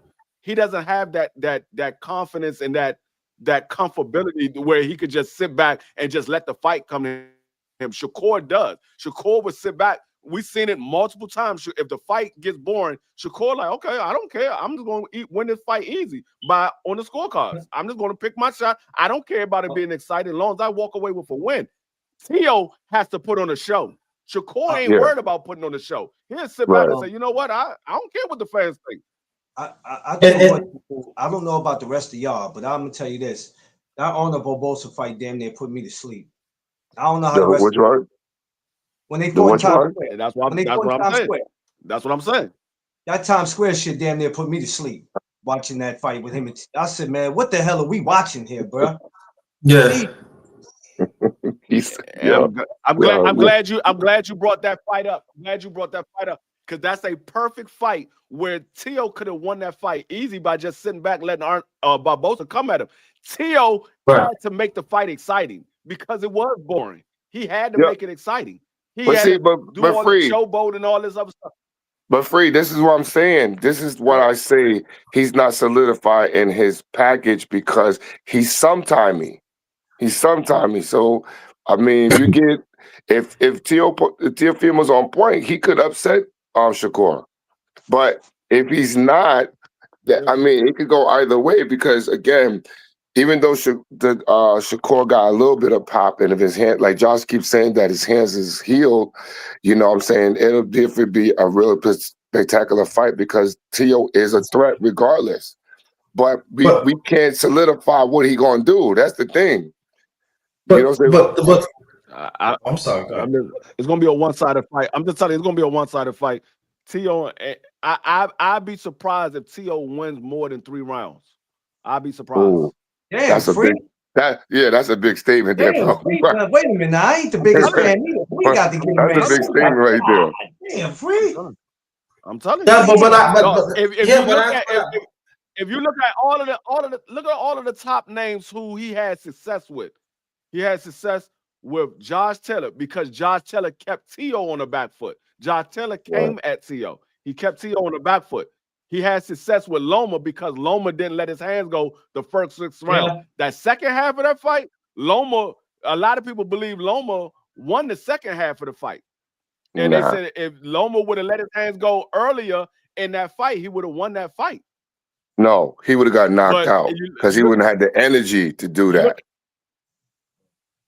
If you look at the Kambosos fight, a fight that Tio lost because he came at Kambosos. He came at Kambosos and tried to knock Kambosos out, and Kambosos kept catching him. Yeah, but again, I totally feel what you're saying in your points. But again, I'm saying that when we do the comparison on previous, we're looking at the guy's habits, his normal habits beyond the fighters he goes against, right? So now we consider he's fighting against Shakur, supposedly he's fighting against Shakur, who's probably the best defensive fighter that Tio's ever faced, right? But the downside of it is that Shakur is not a threat to him offensively. You know what I'm saying? That's what I'm saying, right. In that sense. You're making my point. It's 50-50. Right. Okay. All right. Maybe I'm just not understanding. No, I mean you're making my point. Because Shakur is not a threat offensively to Tio, like you said, and Shakur is a defensive fighter, Tio is gonna have to press the fight to Shakur. Shakur is comfortable staying on the back foot and saying, I ain't got to do nothing. I just throw a jab out here and win this round by only landing 6 or 7 punches and you landing nothing. Shakur is comfortable with that. Tio is going to have to press the action, which means he's going to play into Shakur's part. That's what I'm saying. I'm looking at who is going to be the one that's more likely going to come out of their game plan. It's going to be Tio. I think he's more likely going to come out of his game plan. Yeah, I said for me is this, that we talk about those 2 fighters. Who's going to have the better trading camp? Who's the one going to make the adjustments? Because one of the fighters have to make adjustments. They just cannot fight their usual way as it was in the past. So that's what I'm saying. I'm saying, like we said, Tio cannot fight a front foot. That is true. But also, we gotta say this. Also, we also see that we keep on saying that Shakur, his head will bother him throughout the years. but it's healed, but he still ain't making his point, trying to hurt people, throughout his deep. He's a defensive fighter, one of the greatest all time. But if we watch like other fighters in the past, when they had great defense create offense. And we have not seen that as Shakur yet. And so my thing is that which training camp is going to make the adjustments? That's what I see. Okay, What so you think about that? let me give you another narrative. I'm gonna piggyback off of what Underrated say. His best defense creates a better offense, but Shakur is not a fast puncher, right? To as a counter puncher, like Free says that Teal gonna have to have to press the action. I agree with you with that, right? But even though it'll be because it's a belt fight, right? It's 12 round, it's 12 belt fight, right? So yeah. So Yeah. whatever's on the line for it, I think because they have the mutual respect for one another, I think Teofimo will take it really, really and seriously, right? Whether he wins or not is basically up to him because, again, Shakur is not a press action fighter until he feels that he can really dominate you. Teo takes the risk. He takes the risk more than Shakur would because he don't really run from a guy. And being that if I'm fighting somebody and I know when they punching me, they can't hurt me, I'm pressing them until I stop them. You know what I'm saying? Like that's just that's a fight concept. If I'm doing it, Antoine does that.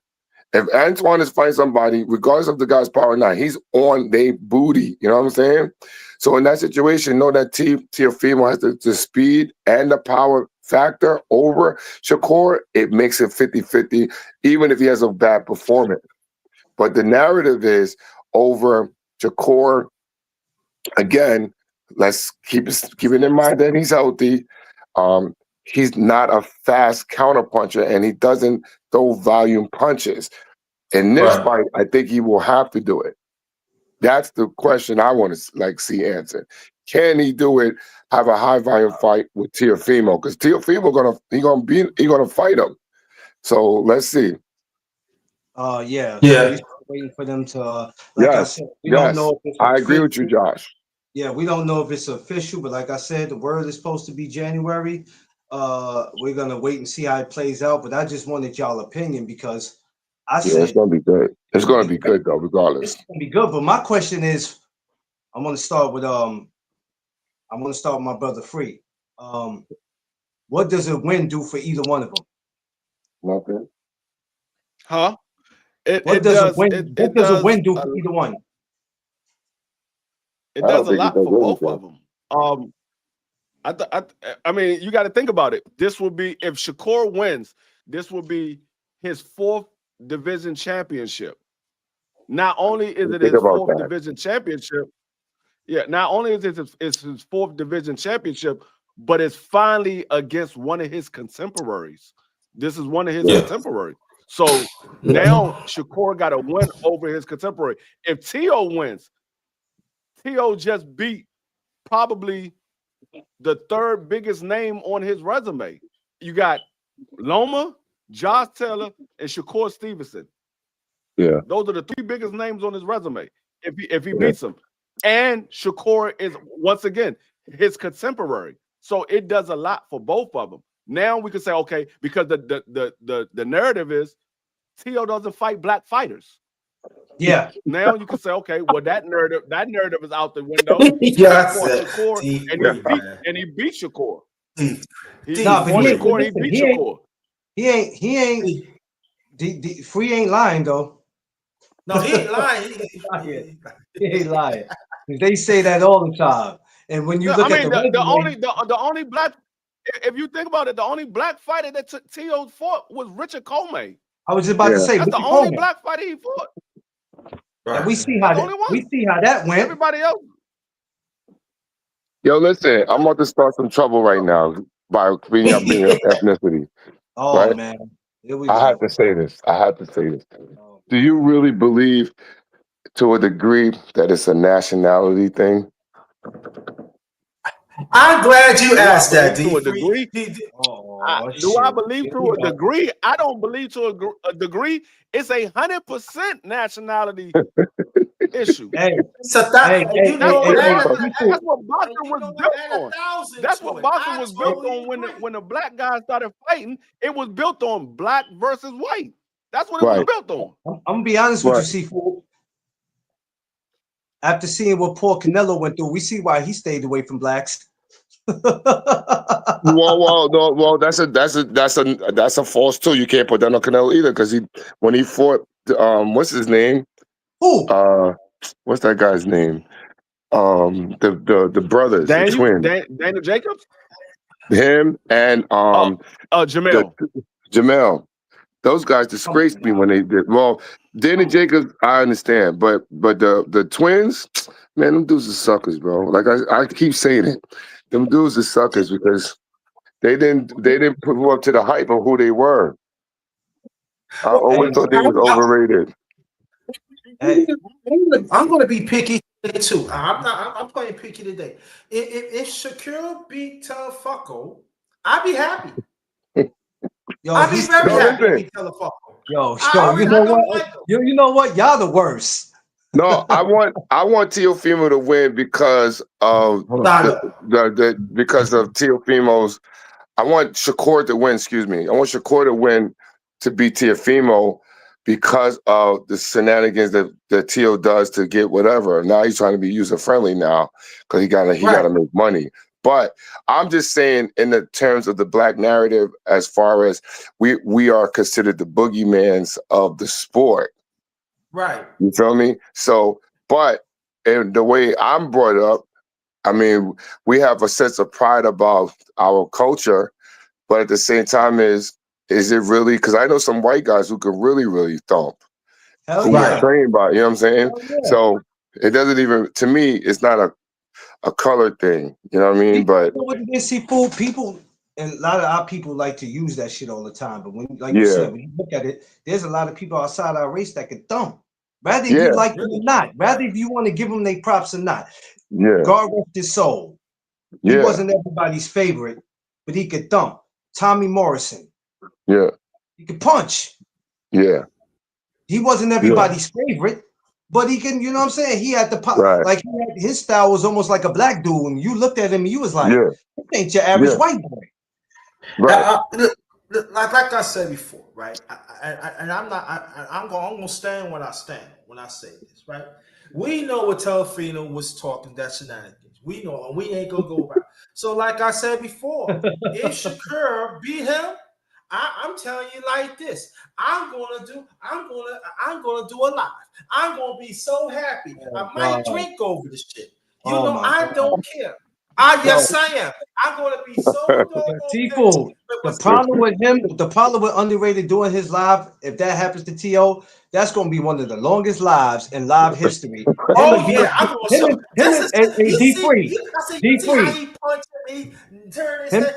You see what he did? Yeah, Shakur. You see, let me slow it down. Oh, But I'd be so happy. I'll be petty. well, listen, the next generation of fighters on the come up. You know what I'm saying? It's a little scary because there's no dominant dude. So when y'all was mentioning, the reason why I even came on is when McLean said the boogeyman thing, right? Like I don't believe there's a boogeyman in anything because fighters are fighters. Anybody could get it at any time, right? So in that situation, I can understand why a guy would be a little bit nervous of another fighter. Like I think Benavidez will be a problem for Canelo no matter what time he fought him. So I give Canelo a pass not to fight Benavidez because Benavidez is a tall order. He'll fight you with steroids or not. He'll literally fight you with the steroids and knowing niggas in it. He will literally fight you, right? He will literally do that. So because of that, but when I say that to people, they say that he's duckaroni. You cannot knock a guy for ducking somebody like that. Because Canelo is not a natural 165, whatever. I'm gonna tell you why. I'm gonna tell you why I can knock a guy for ducking somebody like that. Because you cannot say you are the best in the world and you ducking somebody. You can't tell me that. But if you say you the best, then that And means you you will fight anybody. Okay, but look, Free, You'll we fight are from a anybody. different, but Free, we are from a different generation. So he's not considered No, in I our don't care. generation. That's why it's our duty to educate these young dudes. Yes. But I you agree. can't tell me I agree. that's like they're going, Jerry Rice said I'm the best wide receiver ever. And you got, I mean, not even football, because football is different. That's like Michael Jordan playing in basketball, playing one-on-one games, and he say I'm the best. Well, you got a guy over here to say he's better than you. Man, I ain't playing that dude. They ain't worth my time. But he say he's better than you. Let's see who's the best. I'm the best. How we know you ain't playing them? You can't tell me you the best and you ducking somebody. It's impossible. It's impossible. If you're the best, that's why I say when you become a champion, you take on all comers as a champion. Yeah, I agree.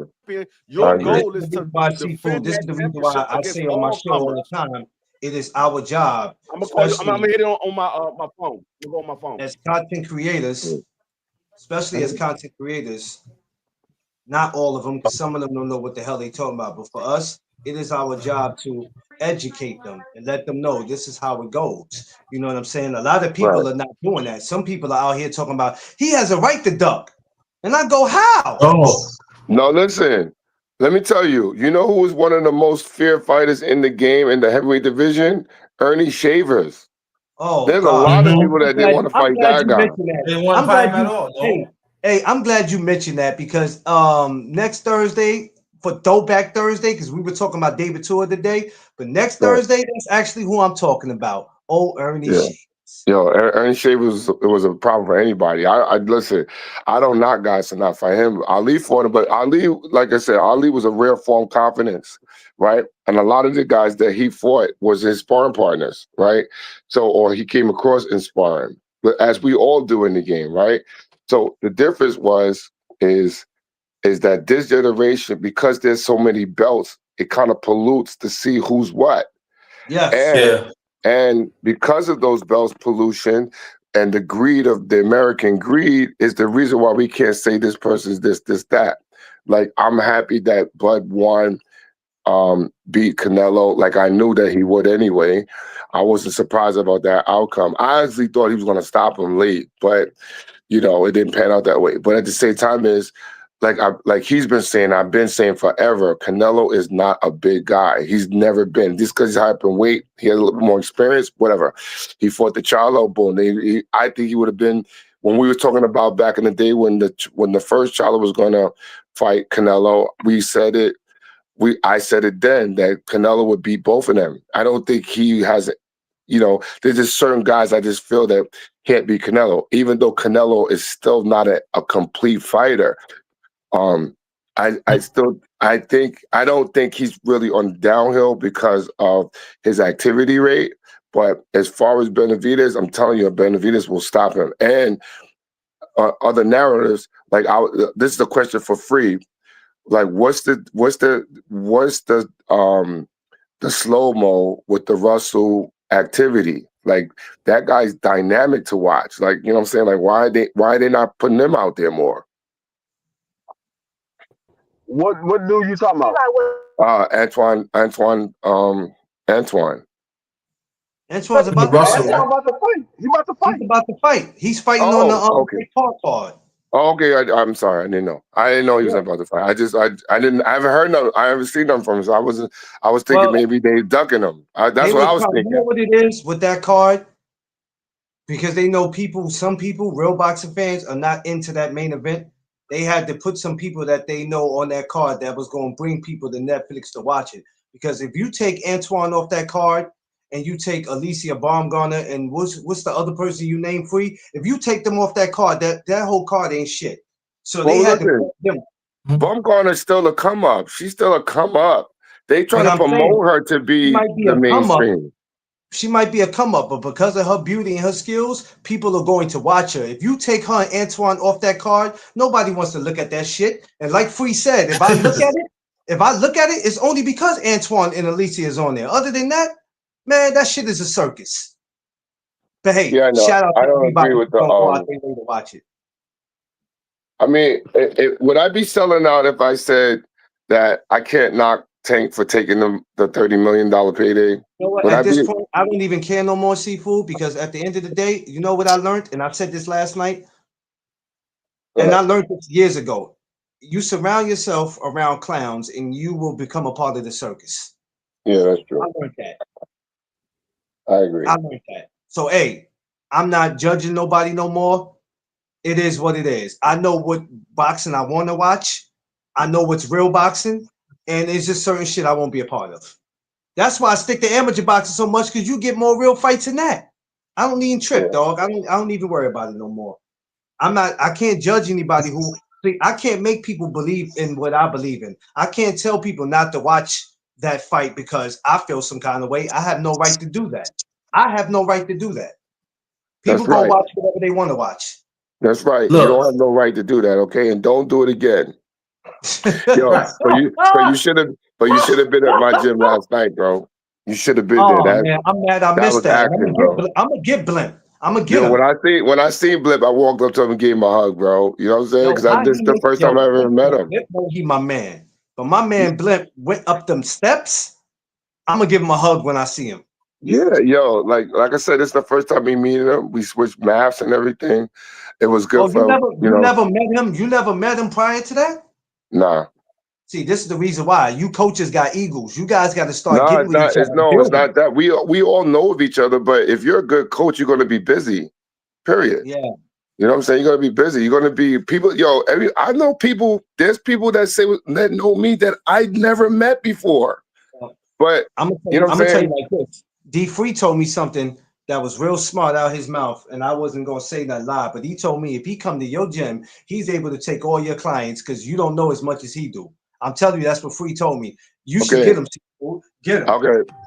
This is my reply. This is my reply. I know Free not gonna say nothing like that. So I'm not gonna even dignify that with a comment. So he must have said something to you that make you feel funny. So you try to bring him to make me get on him. No, it don't work that way. Hey, I'm gonna tell you right now. I'm gonna tell you right now. I ain't say nothing about running nobody's gym because I know you didn't say that.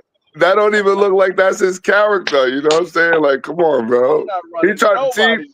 This is the black narrative I'm talking about, the black on black crime. You see, this is why we fighting each other. I'm gonna tell y'all this, and I'm gonna be so serious. Clarence is the councilman that would send a daggone hit and say, "Hey, make it look like the other guys did it." Word. We gotta find out what his bloodline is. He could have been the one that set up Malcolm X. Oh. Clarence is the dude that dropped the daggone drugs in the hood and said, "Y'all out here bringing drugs in the neighborhood." You was the one that put it there. Right. Yo, let me ask you a question. The guy that, being that a lot of people are doing comeback fights, like guys who retire or whatever the case may be. Now, I know before I say the guy's name, I know what his condition is, but I see him still working out, which is what we normally do. Do you see Zab Judah coming back to take a fight? I see if he does, I see him getting beat. Yeah. Okay. But we know his condition, you know what I'm saying? I'm gonna claim but and I know the guy who did it to him, like the guy what it happened to. Yeah. You talking about the condition he had in that last fight? I mean that fight? Yeah, they say that he has, like, if he gets hit a certain way, or something like that, because sometimes we crazy as fighters, we'll do it anyway. Not that Zab really needs the money or anything, but just for the limelight issue. Yeah. Hey, I put it this way: Zab Judah know what's best for him. You better not take another fight. That could be your last fight for eternity. Right. I was thinking the same thing. I think there's a lot of these guys, not just Zab. I think a lot of these guys, but like I was saying earlier, we don't know why they come back. Sometimes it's a money thing. Sometimes I feel like I got 1 or 2 fights left. But these fighters know that it could be a risk coming back. Yeah. And you got doctors that tell you that. You get a second or third opinion, and you got all three doctors telling you it's a risk, it's suicide. Why would you do it? Yeah. Why would you do it? I'm at a point where I ain't got no beef with nobody coming back because it's your life.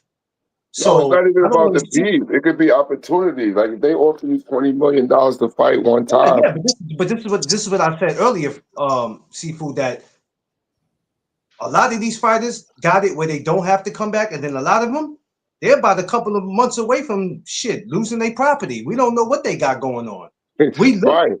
no, we looking at them because we see them in these interviews and they still look good and they smiling. So we assume, I guess he was doing all right because when we seen him, he looked like he's all right. But then when that man going home, he got to figure out, I got $100,000 in my account.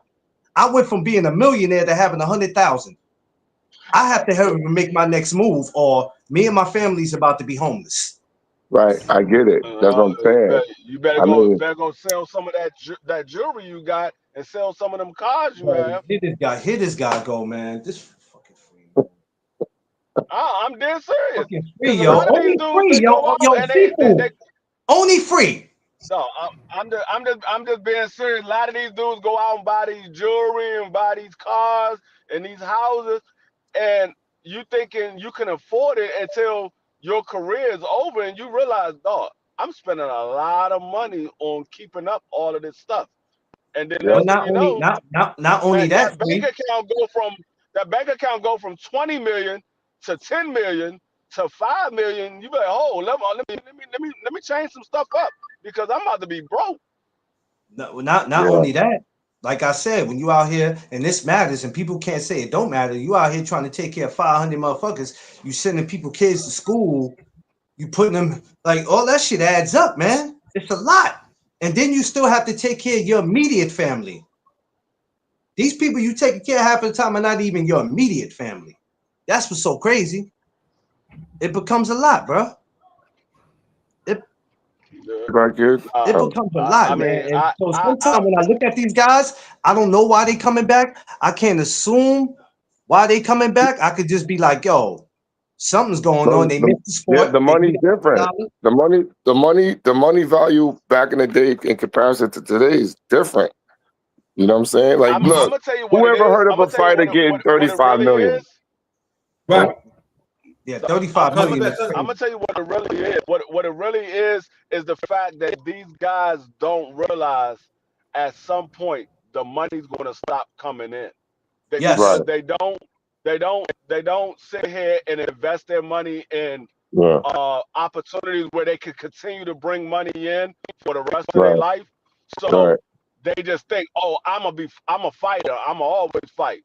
Yeah, you're gonna fight until you can't fight no more. You literally can't fight no more because ain't nobody buying your tickets, ain't nobody's promoting you, ain't nobody's asking you to fight. So at that point in time, you can't fight no more. So a lot of people think that the money is always going to come in. They don't realize the money's not going to come in all the time. No. So you have to make an adjustment to your life, whether you go out and you get another job or you get a business, or you say, you know what, I'm gonna put myself on a daggone budget.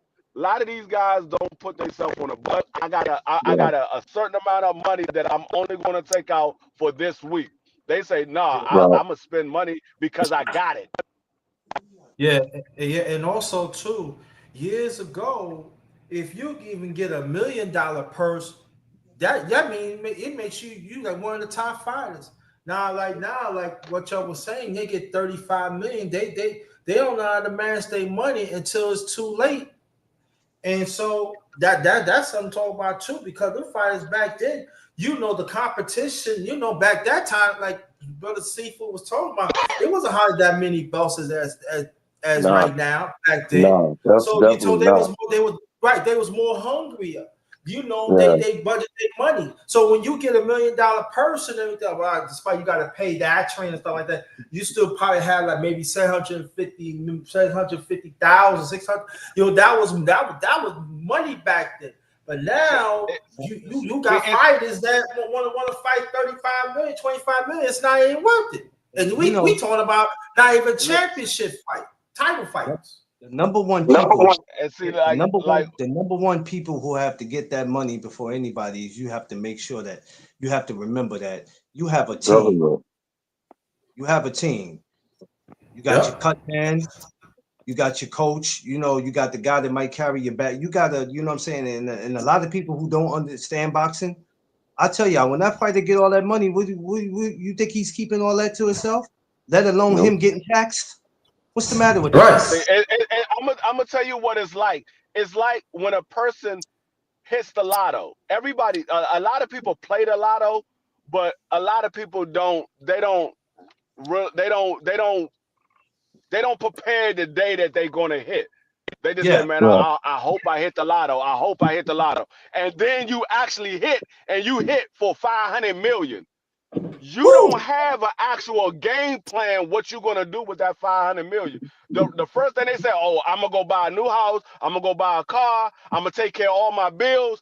And then next thing you know, they just spending money. They don't have an actual game plan. Now, if you say I'm gonna play the lotto and this is my game plan if I ever hit, and you have a game plan planned out, and then you stick to that game plan, those are the ones that hit the lotto and they stay rich for the duration of their life. The ones that hit the lotto and they lose that, and that money is gone within 5 to 10 years, is because they don't have a game plan. And if they did, they didn't stick to the game plan. Yeah. You trying to go back to the hood, buying your homies 50 bottles of Henny, sneakers, you giving out money.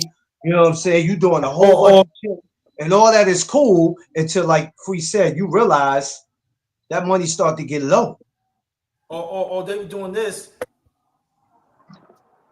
What you doing, man? We need another 2 million. But I pay for your house and everything. I'm not giving you shit. If I got 500 people I have to take care of, they must be 500 of my employees. Because if you think I'm gonna just be giving shit out to give it out, because you my cousin on my mother's side, I don't give a shit. It ain't happening, bro. It ain't happening. Because just like the basketball player we talked about, he's in the gas station holding up a sign saying, "Can I get money for food?" Because he took care of his family and they did nothing back for him. Yeah, but you gotta think about you can't get money thinking about in case I fall out, can I get something because I help you out? You know, you gotta give without the expectancy of return. You know what I'm saying? Some people just like that. But man, I'm not giving you. We only can say that. We only can say that because we're not in that situation. Oh, I can no. I don't need to be in that situation. I'm not giving you shit. I think if I hit lotto, I would faint. I'm not giving you shit. You understand? I'm gonna, you know what I'm gonna do? I'm gonna go back to these communities, not just my community, but I want to go back to these communities and help. But I'm not the guy you think that you finna get $2,000 from. I'm not doing it. Straight up. No, I'm not doing it. I'll be honest with you. The first thing I would do. The first thing I would do. The first thing I would do was move first, because everybody who knows where I live at. Listen, I'm moving so far. I'm moving so far from where I live. The damn Walmart is probably about 2 hours from where I live. I'm going damn. I'm saying I'm gonna be like the guy in Sugar Hill. Another state. I'm gonna be around my crew, but nobody gonna know where I live at. No, and they have to be like that. I'm telling you, if you're not, like I said, Danny Garcia said it at the press conference. It feels good not to have 100 people around me. Because when you got so many people that you are responsible for and they depend on you, honestly, Seafood, that's enough to mess with your mental. Because you have so many people that depend on you. That's scary. I get it. But at the same time, you got to know how to say no. Yeah, but it's hard to say no. It's hard to say no when you've been saying yes. When you've been saying yes majority of your life, it's kind of hard to say no. Listen, when you never had nothing. Hey, Seafood. Yeah. I already live like that. I live so far. My niggas be like, "Where you stay at?" I be like, "Man, I stay out in Maryland." Where at in Maryland? Nigga, I stay in Maryland. Nigga, that's all you need to know. I stay in Maryland. What city you stay at? I stay in Glen Burnie.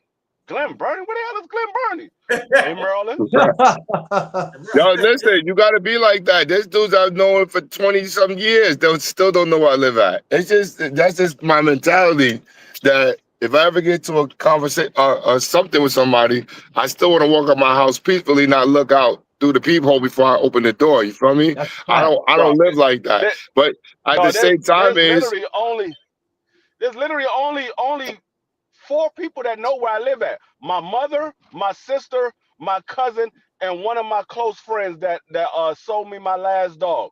Those are the only 4 people that know where I live at. Nobody else know where I live at. That's a fact, Josh. You bless everybody. Your ass to end up with nothing. Not me.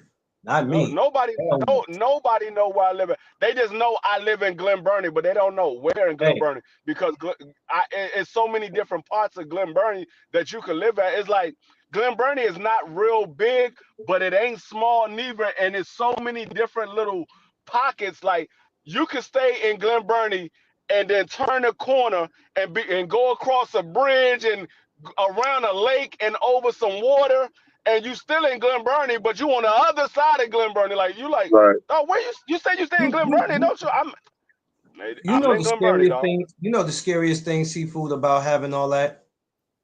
And I know this was a movie. You're right, D3. When I saw it, I was like, damn, that could actually be real life.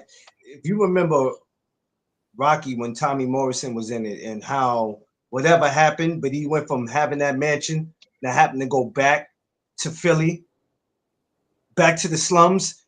That's not just a movie. Like in real life, you can go from having a mansion to going back to your community. It happened to Teddy Riley. If you listen to Teddy Riley from God, he's from St. Nick Projects in Harlem. What happened? He had to end up going back to St. Nick. You know how embarrassing that was for him to have to move back? It happened to TLC. It even happened.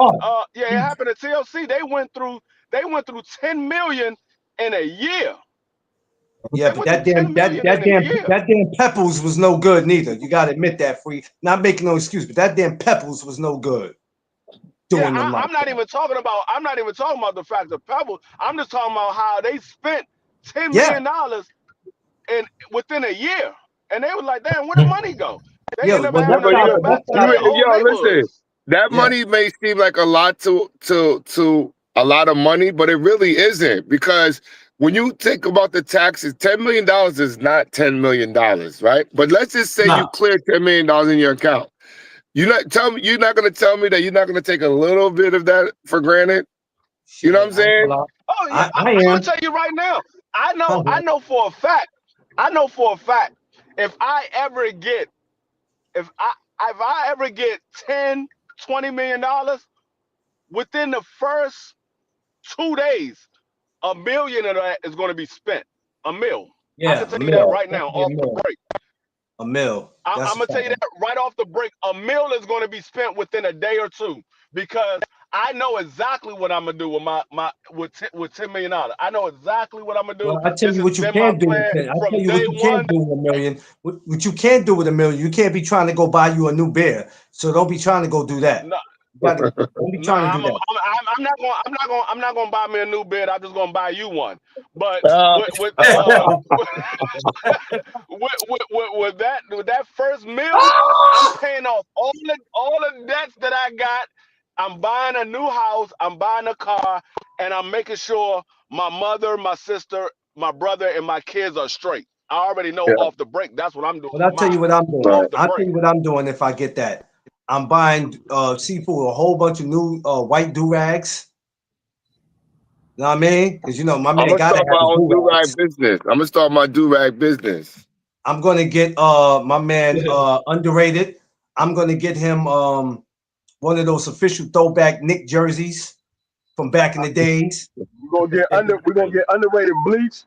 Underrated and BC gonna get bleached. What bleach? They're not gonna be dark skinned brothers anymore. They're gonna be brown skinned. They're not gonna be dark skinned. They're gonna be brown. No. I gotta keep my melon. Underrated. You know what I didn't miss? You know what I didn't miss this year at the barbecue? I didn't miss seeing these two fools. Because had these two fools came to the cookout, Jesus Christ. Jesus Christ. Jesus Christ. I'm gonna tell you what I remember from the barbecue. nigga Seafood said, all right, let me taste it. Let me taste the chicken. Let me taste the chicken. All right, let me taste the mac and cheese. He said, who made this? You made it? All right. Yo, I can tell you right now. It was something Seafood ate that did not agree with him, but he was trying to be nice. He said, "I'm at a cookout. I'm gonna be nice." Not at all. No, not at all. Not at all. No, the food was good. I can't front. look, The food was look, good. but check this out. When he went to taste it, right? I'm looking at, so now when he's doing that, I'm looking at all the women because I'm like, I don't know technically who made what. I know what Tiff made, and I know what my female friend that was with us made. So I'm looking at Tiff, right? And I'm looking at my female friend, and they looking at Seafood. And the first thing I'm saying, and my aunt's there, she's looking at him because she made some. I said, Seafood. In my mind, I'm like, whatever you do, please. Not Yo, yet. listen, you already know. Seafood, Not he yet. got it look like, who made this? Okay, all right. No, the Hennessy wings is dope. I was like, Seafood not here.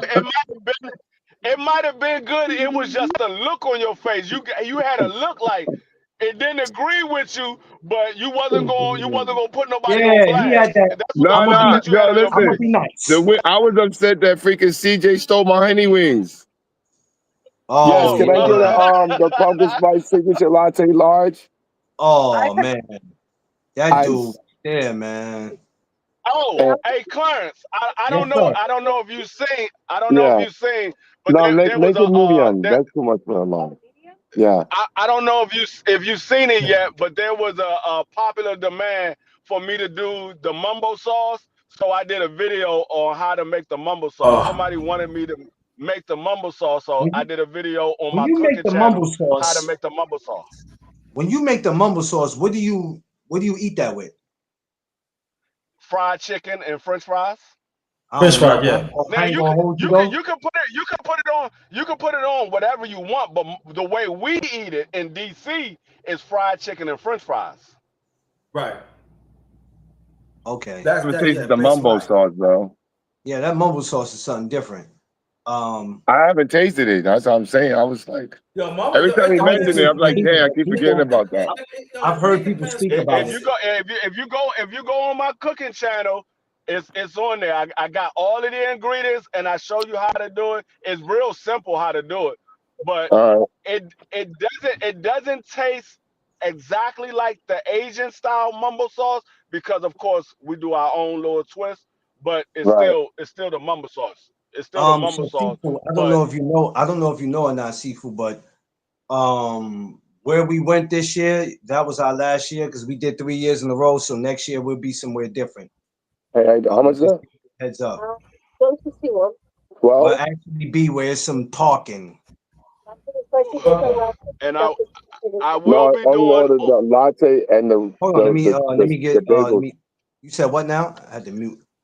You said you'll be doing what?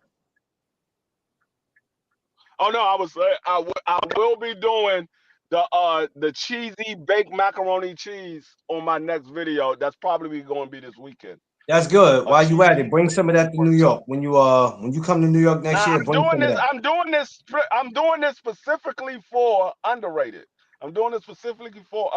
What the hell? Why Underrated get the treatment? No, because Underrated asked me for some baked macaroni and cheese. I told him I was going to make it for him when he was down here for his birthday, but I never got a chance to make it. So okay. I'm making the baked macaroni and cheese, and Underrated. You'll have all the ingredients, all of the steps to make the macaroni, the baked macaroni and cheese the way I make it. No. That was I know you. I know what you want. I know what you want. You want me to make it, but I'm not driving all the way out no goddamn Richmond. Thank you. He said, "I already know Richmond." That ain't right, Free. If I had to meet you halfway, I gotta come out there to VA in Maryland anyway, man. I need that. They got some. I already know. I already know what you wanted. You wanted me to make it, but I'm not. That's a long ass drive all the way out Richmond. But I thought we family though, right? I Shit, good, good. I enjoy it. That's if so I'm that. you, No, by underrated, I'm time. getting on the Hey, get on the bus I'm and gonna go tell you out like there. this, underrated. That's messed I'm gonna up, tell you like this, man. underrated. From where I live at to get to Richmond, that baked mac and cheese won't be baked macaroni and cheese no more. That joint be a store-bought Thank baked you. mac and cheese. That's how long it's gonna take for me. I ain't messing with you, Free. I ain't messing with you. See, That Yo, joint's gonna be put in a Tupperware container. It's gonna be frozen by the time you get it, yo, because it's cheese. You can't let it get below a certain temperature. right, yeah, So you're right. I gotta keep it cool. By the time you get it, that joint gonna be frozen. It's gonna be a microwave baked mac and cheese. You gotta put that joint in the microwave. damn. No, you can't do that, man. We can't have the radiation on the home cooked Right, specimen. You know what I mean? Yeah. I have to like, say That my, joint I might have to say my little because change to meet you now. it got egg in it. It got egg in it. It got milk and got Yeah, cheese. Boy, yeah, for That's real. true, yeah. you asking for a bacteria. You asking for a bacteria to send you straight to the bathroom. Yeah. Oh, that's a on good the point. You know, hospital. that's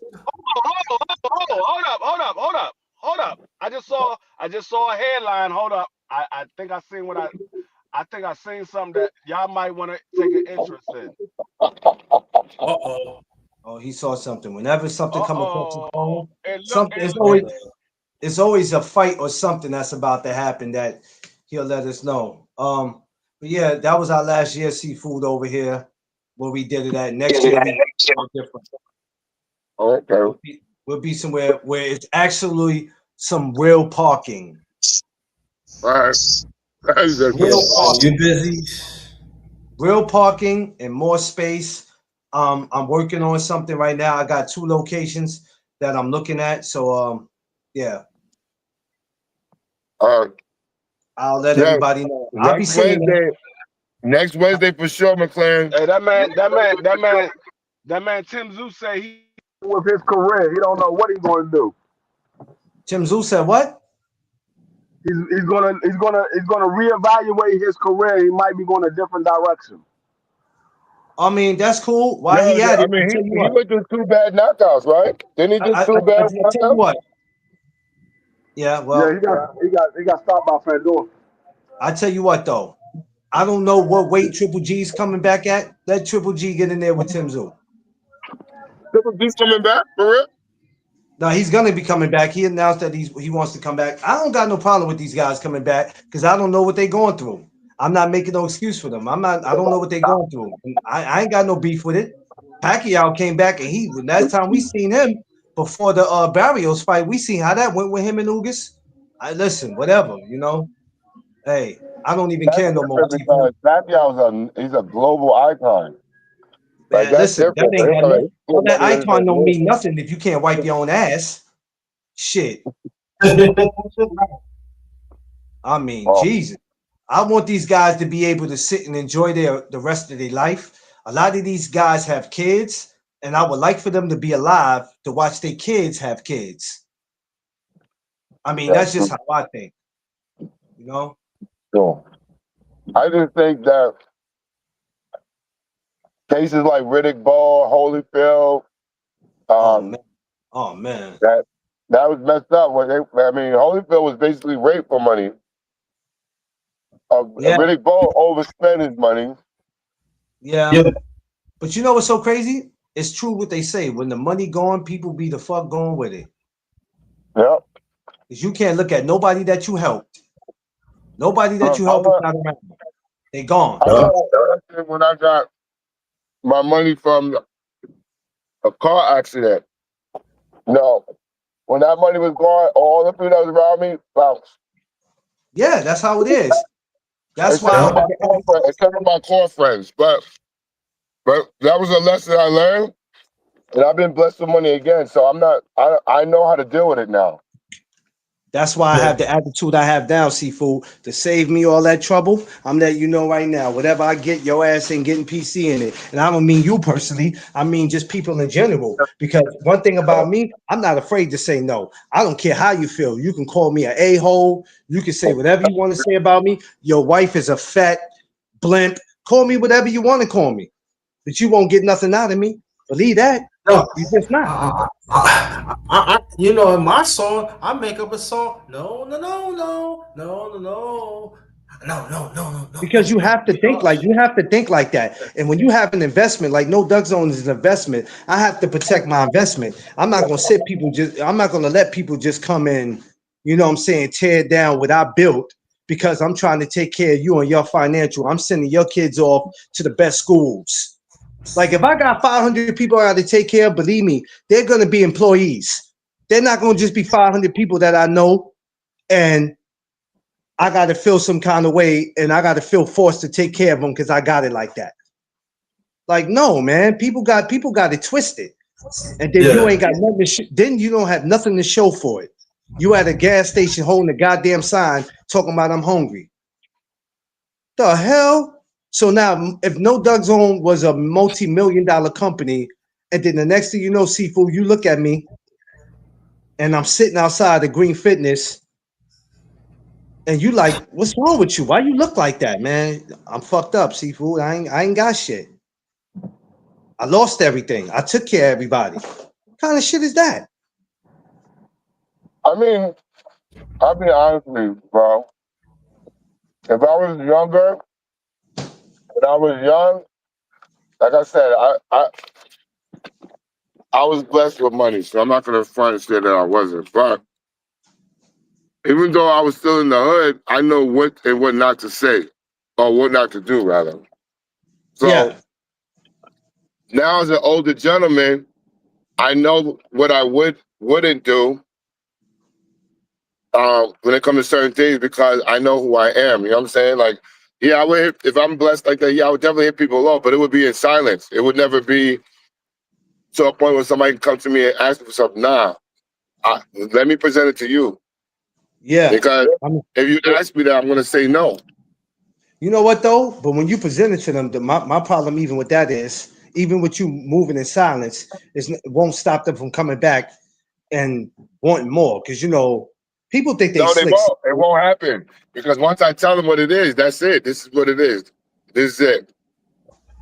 I'm giving you this, but this is it. There's no backseas. You mess it up. That's, you know what I'm saying? I'm definitely gonna let them know what it is. Yeah.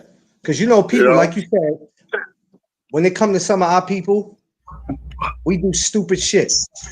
We want to go out, we want to buy 50 pairs of Jordans, 50 bottles of Henny. We doing all this shit and ain't nobody investing nothing. You understand what I'm saying? It doesn't matter if you never touched that kind of money before. You got to invest. I think people are scared of that word invest, or they don't know the definition of it. You got to invest because what it is when you get that money, you only thinking about today. You're not thinking about 5 years from now, 10 years from now. You're not thinking about that. I don't have time to think about 5 years from now. I only can think about today. Okay, 5 years come now, you're saying, damn, back in 2025, I had it. Fuck.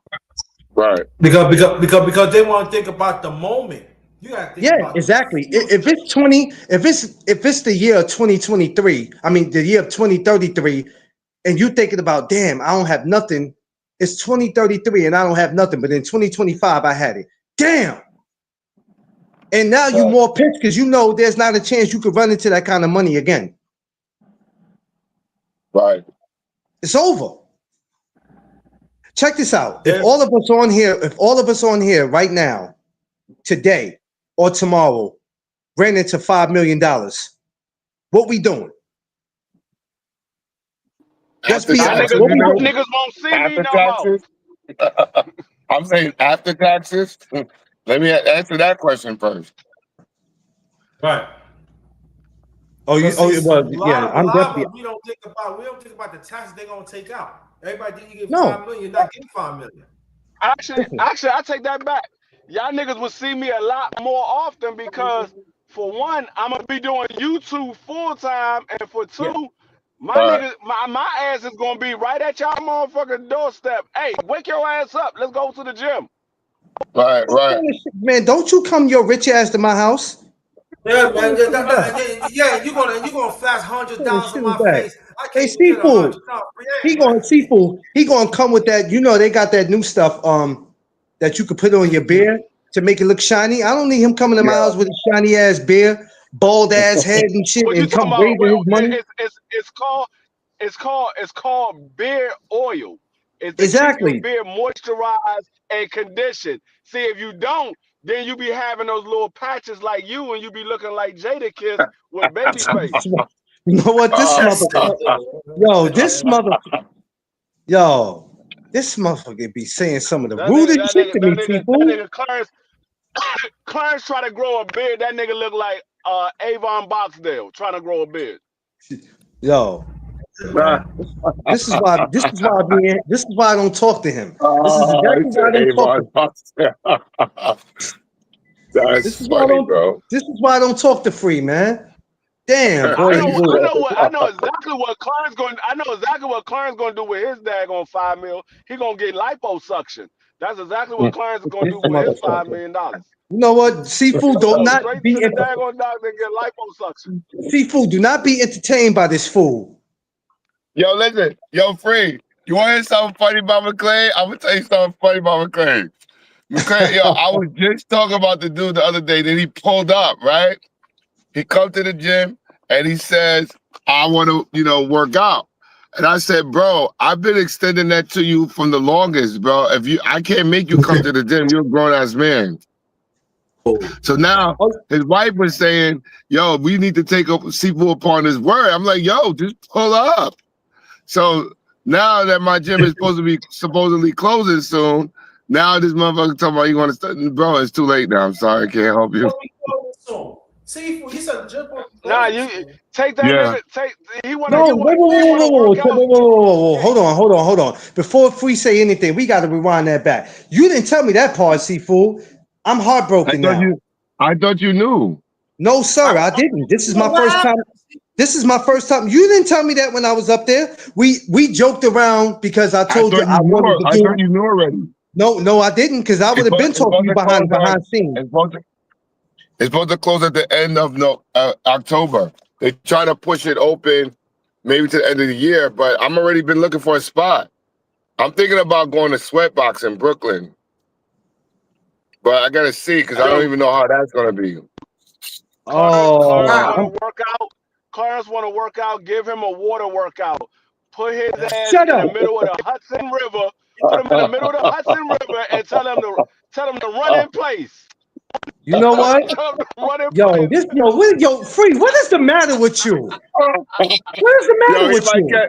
He might catch a viral infection if he goes into Hudson, bro. You know what? Let me ask you something. Clarence gonna file. He's gonna file all of the artifacts that's down in the bottom of the Hudson River. Just give him two 50-pound weights. Put two 50-pound weights on his ankle and tell him run in place. Right. Yo, listen. One thing. Damn. Huh? I didn't know that. I'm upset now. I really didn't know that, brother. I really didn't. Listen. I mean, everybody, majority, like 90% of the gym is like looking for me to find another spot. I'm not even talking about just fighters. I'm talking about white collar people, because I train white collar. I do personal training as well. So believe me, I got a big following. Wherever I go, I got to house all these people. Now, mind you, we talked about this some time ago, and I'm not saying you're going to do it because it's a lot of responsibility, but is this the calling card for you to maybe get your own shit? Yeah, but people don't understand, owning your own gym, especially in New York, is different, bro. You can't just get a spot. It's very different. It's a lot to tackle on. It's a lot of insurances that you need to put in place. The rent is nasty. You got, yeah, because listen, people will try to sue you, bro, like for nothing. Hell yeah. You know what I'm saying? Just because they want to get a little bit of change, you got. Nah, bro. People coming to the gym with the fake injuries and say they got hurt in the gym. Nah, bro. Like I tell people, you ain't doing that shit with me, and we not even. You don't say you got hurt in here. No, but listen, they really do that. My thing is, I sent hit squad after you for that. Like you won't even make it to the courtroom. I'm not worried about you trying to sue me. You know what I'm saying? You're not gonna make it there. I'm not worried about that. I don't like that. Don't lie to try to tarnish what it is that I do because you need a couple dollars for your broke ass. I hate that. That's what we got. A bunch of broke ass people, especially in New York City. listen, for anybody that think that everybody in New York is running around with money, no. You got a lot of broke ass motherfuckers who are looking for a come up. You understand? And I don't mean if you don't got a shorty or somebody you partner with in a business or just for living, and you doing something on your own, yo, you a pretty powerful person. But you definitely need help. Even if you have money, you need help. Yeah, you still need you know help. what I'm saying? That's why, you know, Tiff was my my partner in what I'm doing, because I can't do it alone, man. It's a lot. No, you can't. No man is an island, bro. And I No man think is an island. that's why I went through a mental thing. That's why I went through a mental thing recently, because I was overwhelming myself with how are you going to make No Doug Zone what you want to make it. I think I was thinking about too much, and it got the best of me, you know. And Tiffany has to thank God she's by my side, because she's like, look, it's gonna be all right, but I'm gonna need you to stop. I'm gonna need you to stop thinking about so much at one time before you drive yourself fucking crazy. It's true. But see, with people, a lot of people don't understand the pressures of being a black man. Not even just being a man, but a black man. And dealing with society on a regular basis, because we already got things that's on our walk out the door. You know what I'm saying? So to go through the things that we go through, like look at me, for instance. I'm a single black man. I'm in the middle of courting somebody that I'm just about to kick off. And damn, you know, my mom just passed away like 2 months ago. And yo, I gotta fight all this. Go what I gotta do on a. I don't sleep sometimes, but I know that God is good all the time. Rest in peace to Mom Deuce. Yeah, rest in peace to Mom, man. Yeah, thank you. Yeah, thank you. It's a lot. And you know what? I told somebody, right, when they asked me about you, and not to put people's business out, but I said, you know, Sifu's going through something right now. So, you know, hey, let him do what he do. And then not saying that he would never speak to you because of what he's going through, but some people just want to come to you sometime, and not just you personally, but you know how sometimes people want to come with you with the wrong energy because they used to coming to you that way. Yeah. But sometimes you got to be careful because you don't know what somebody's mindset is.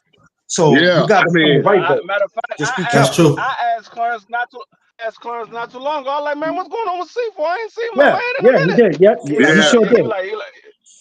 Yo, believe me, right now, and he'll be back. I haven't spoke to him in a while, but I know he's going through some stuff. But he'll be back. I think he's going through some stuff. Because the biggest thing at the cookout, at the cookout was, where the fuck is Seafood? And I had to explain to people even then. I said, even though me and you talked earlier that day, I already knew what you were going through, Seafood. Yeah, I was. I'm not gonna lie. I'm not gonna lie. I'm not gonna lie, bro. That she wasn't there. When you lose a parent that was really in your life, it's bro, different. It's a serious blow, man. And then you think about it, like Free. Like I look at Free like, and I'm being honest when I say this, right? I look at Free as a strong black man, a leader type of guy. So I'm always gonna have love and respect for him, right?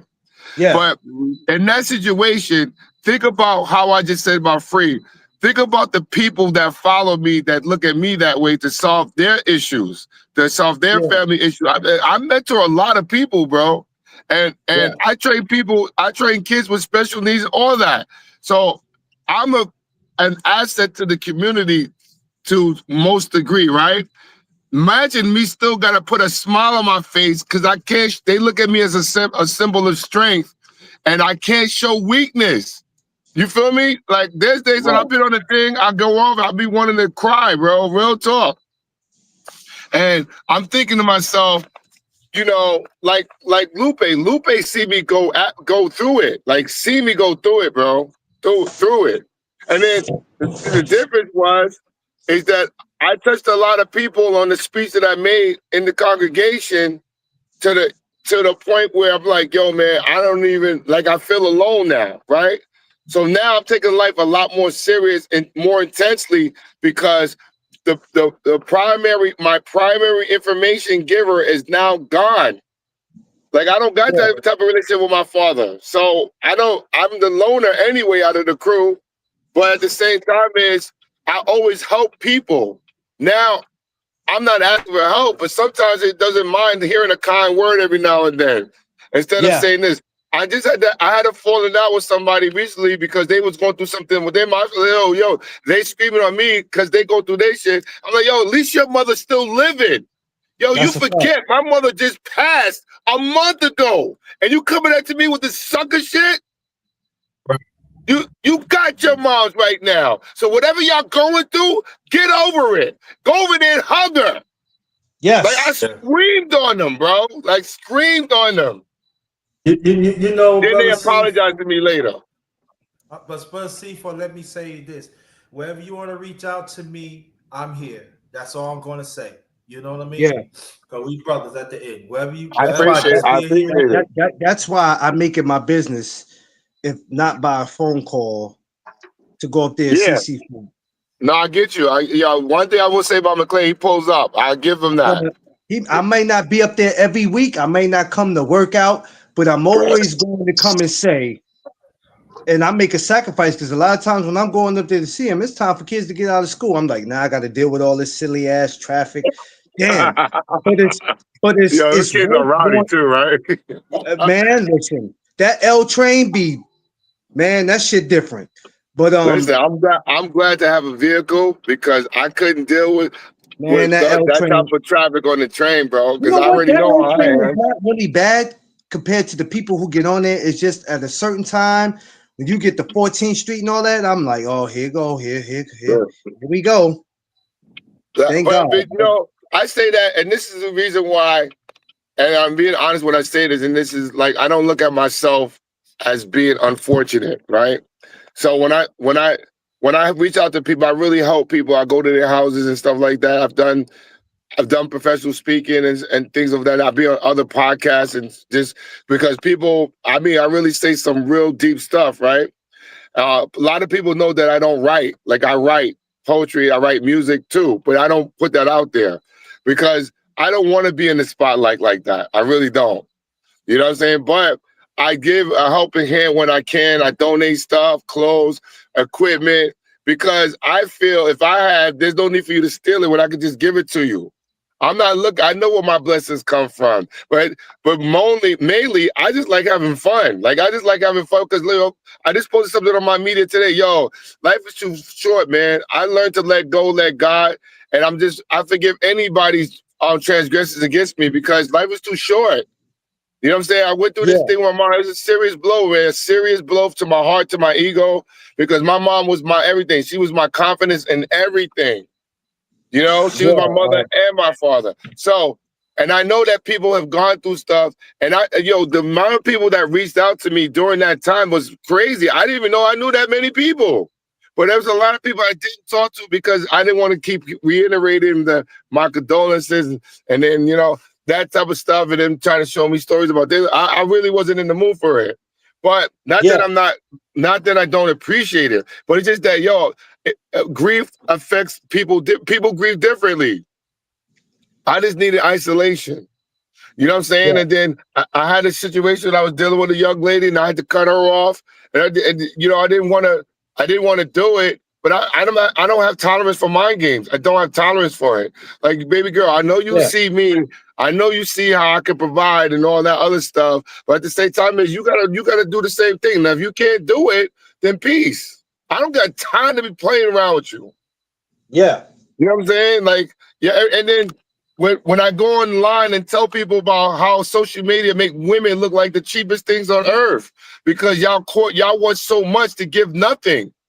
Like, if you're going to be one of them type of chicks, I don't got no time for you, sweetheart. I'm just not me. Yeah, nobody has time for games, especially when I have issues of my own. I'm going through things, and, some people see that, and they want to either take advantage of it or they just think somebody's stupid. I'm not for the mind games. Yeah, I'm not for I hang up on people. I know women don't like it when you hang up on them, but I did it because I said, you know what? All right, I guess me being communicative was not enough. All right, let me just show it in action now. You're one out of a million women. I'm not an ugly guy. I'm not old. I'm still in great health and I'm fully functional. So I'm a great catch in that regard. If Yeah. you choose to challenge me in that way, even if I understand certain things, and you choose to be on some mind game and lie about shit, I can't be bothered with you. I got enough going on. I don't need nobody's help to be miserable. I can do that by myself. Yeah. The point So, when it comes to, I'm sorry, go ahead. I'm sorry, Buster. Go. no, I'm listening. No, my thing is, the thing is that it's bad that us men go through stress. And see, I'll be 60 next year, right? So I understand what you're saying. I don't need no added additional stress. I don't need that. I got enough stress I got to deal with. And so that's the see, and this is the thing that us as men, that's what we gotta have these talks. And that's why, like Brother McClain could tell you, and I say this too. Sometimes men, it's not about you at times. Sometimes you have to be a hearing ear. Right. You don't have to be talk. I am a hearing ear. Just like I want people to understand what I'm saying. You notice that I want Seafood wherever he going through to get it out. I want to be a hearing ear. It's not about me at this moment. It's about make sure that brother is okay. So we got to develop having an authentic hearing ear. It's not about you all the time, but sometimes us as men, we don't get you going through your shit, but at times you gotta develop a hearing. What about that man? Develop, so young and old, develop a hearing ear. You be surprised. You don't know what that man mindset at that moment. You just do not know. Having hearing ears, no matter what it is. Okay, brothers, I'll just use you as an example. But he says, "Brother Stevens, I'm here." That's all he needs. I'm here, no matter what. If I have to cry with you, wherever we here. You know what I'm saying? That's what you need. You don't need to bring your experience. Stop it. And and I still get angry like that. It just pissed me off how we think about ourselves at that moment. I feel you, and this is what I tell people, and I always say it. It's the reason why I'm blunt as I am. I tell people I gotta have respect for myself, right? I'm selfless to the point where I want to help you before I help myself. When I give to you, it's a gesture not to get in this school, no credit, extra credit, nothing like that, right? It's to really help you because I didn't have that situation for myself when I was younger. I didn't have a mentor. I had to figure everything out myself. So if I'm helping you out, let me help you. I'm not looking for you to pay me back. But when I do things for stuff, I don't look for nothing in return, right? I teach and keep it going. But there are times where people should be a little bit more honest to certain things, especially if I'm offering you honesty in the front run. But when you do stuff behind my back, and I know I think I have a gift of discernment to know when you're not keeping it real. So when you're not keeping it real and I call you on it, and then you talking about you can't think of anything to hide it, I lose respect for you because there's no reason why I can't offer you honesty first. I know how dudes are in the street, but that doesn't apply to everybody, right? What may be offensive to somebody else may not be offensive to me because I know nobody's going to approach me like that. But at the same time, I'm a different type of guy. That doesn't mean I'm invincible. It doesn't mean I don't feel what anybody else feels. I just deal with things differently than other people do. So when a person BSing me and I know that they BS me, bro, listen, the fact that you can't even read my integrity is shocking to me. But maybe because of what you walked through in your life doesn't mean that you got to walk through that with me. So all I'm going to say is I'm going to walk away from you now. Now you just lost a good one. And that's it. Yeah. I'm through explaining stuff to people that they should know from the home. That you should, even if you learn it from people in the street, you should know what proper etiquette is. You should know what everybody wants to try to fuck somebody over for whatever they want to get. Bro, you can't do that to me. And if you were smart enough to do it, you won't get away with it. Period. No, absolutely not. You know what I'm saying? And I want people to understand that, man. What you do comes back to you, really. It really does. It's not even about karma. It's just that, what you put out will be the same file that goes back to you. And if you have the time and the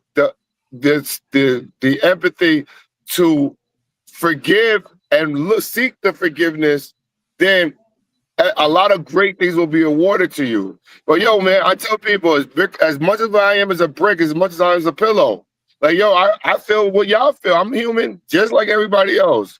I just went through different experiences in life.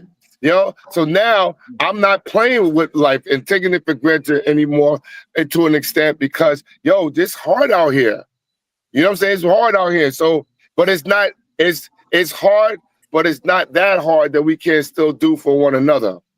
So if a person can't show me brotherly love when I show them brotherly love or sisterly love, yo, F you, bro, to the wall. You could be my homie. I will cut you up so quick if you do something to violate me. That's it. We ain't got to rock. And I'm at the point now. I don't even explain stuff to you no more. I just leave.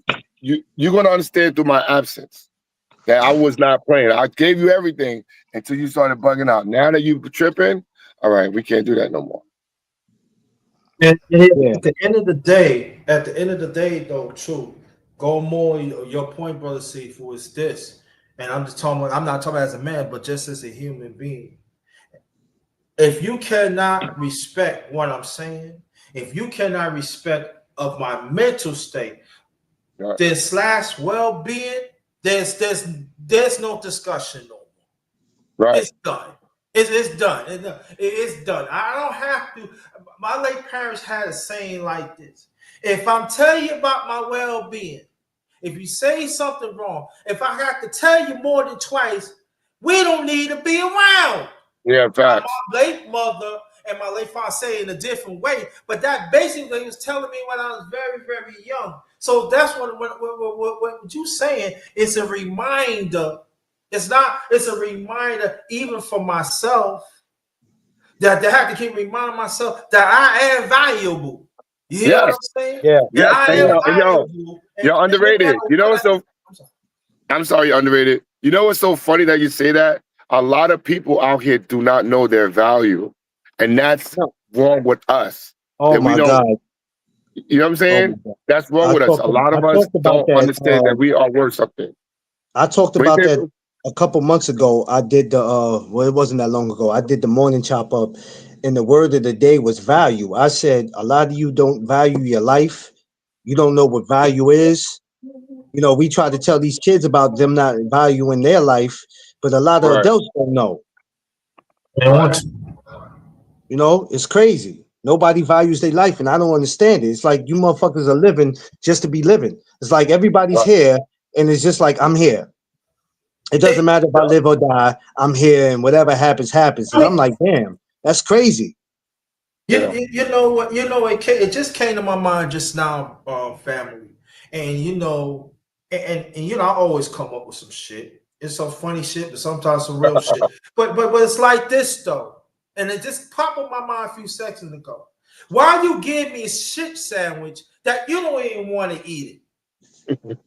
Don't give me no shit. Don't give me that shit. You don't want to eat it, but you want to give it to me. That I supposed to accept it? No.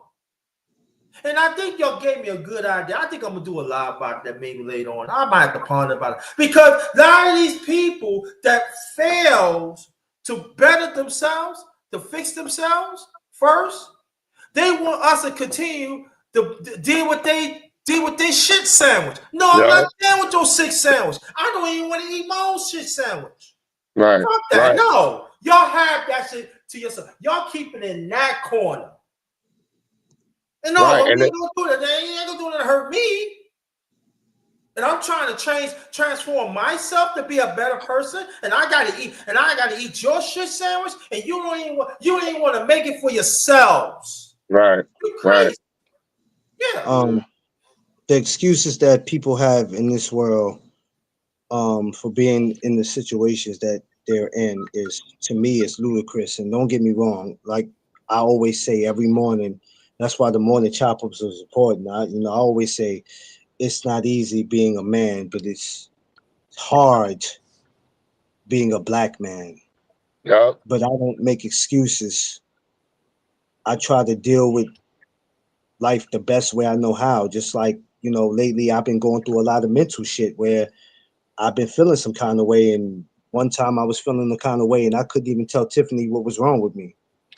I couldn't even explain that seafood. I couldn't tell her. She kept saying, "What's wrong? What's wrong?" You letting your show get to you because you want No Doug Zone to be so successful. Instead of you just letting it happen natural, you're letting it fuck with your mental. Right. And I said, no, it's deeper than that. Yeah. I said, I miss my kids. Their mother did a lot of dirty shit where I can never see them again. It's a lot of shit. So, but at the same time, nobody is responsible for us going through what we're going through. Some of the pain we caused it on ourselves, and some of the shit that happened because we got caught up in situations. But we can't go out taking it out on people that has nothing to do with why we're in that situation. Yeah, but you know what? But and I'm sorry even to say that, because we all sometimes we self-sabotage ourselves and we go through other things. We don't support each other to a point where somebody, if that's their time, big them up. I'm always doing that, right? I don't mind bringing somebody on my team who's better than me in certain things or certain gifts. Like, I want the all-star squad. You know what I'm saying? Just because I'm the face of it doesn't mean I'm the best one. But at the same time I was blessed with common sense. I think we all have some common sense, but it's a blessing to have common sense now in this day where everybody's trying to screw each other over for a fucking dollar. You know what I'm saying? If they see me if they see me old school and I'm wearing jewelry and stuff like that, then people looking, but they ain't testing. But if they want to test, I'm ready for the test. Yeah. Like, I bought it with that mindset that I could be possibly tested. But if you want to test me, I'm gonna test you.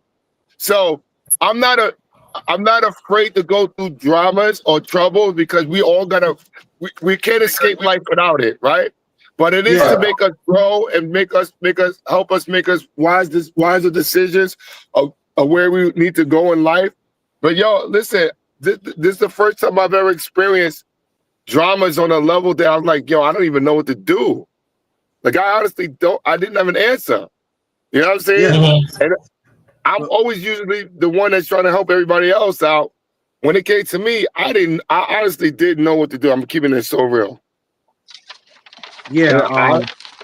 Well, this is the reason why Seafood, we know what to do, because this is the reason why we have these kind of platforms where we talk about this, because like I said, people still get it twisted that when they see boxing, this is a boxing channel. Well, 80% of it is. The other 20% is real life. And we need to have these type of conversations because crashing out is not the answer. And a lot of us want to crash out, but we already know what crashing out is going to lead to. Yeah, we know what it's going to lead to. And believe me, all they doing is waiting for a black man to crash out, because all they doing is building jails. That's all they want us to do.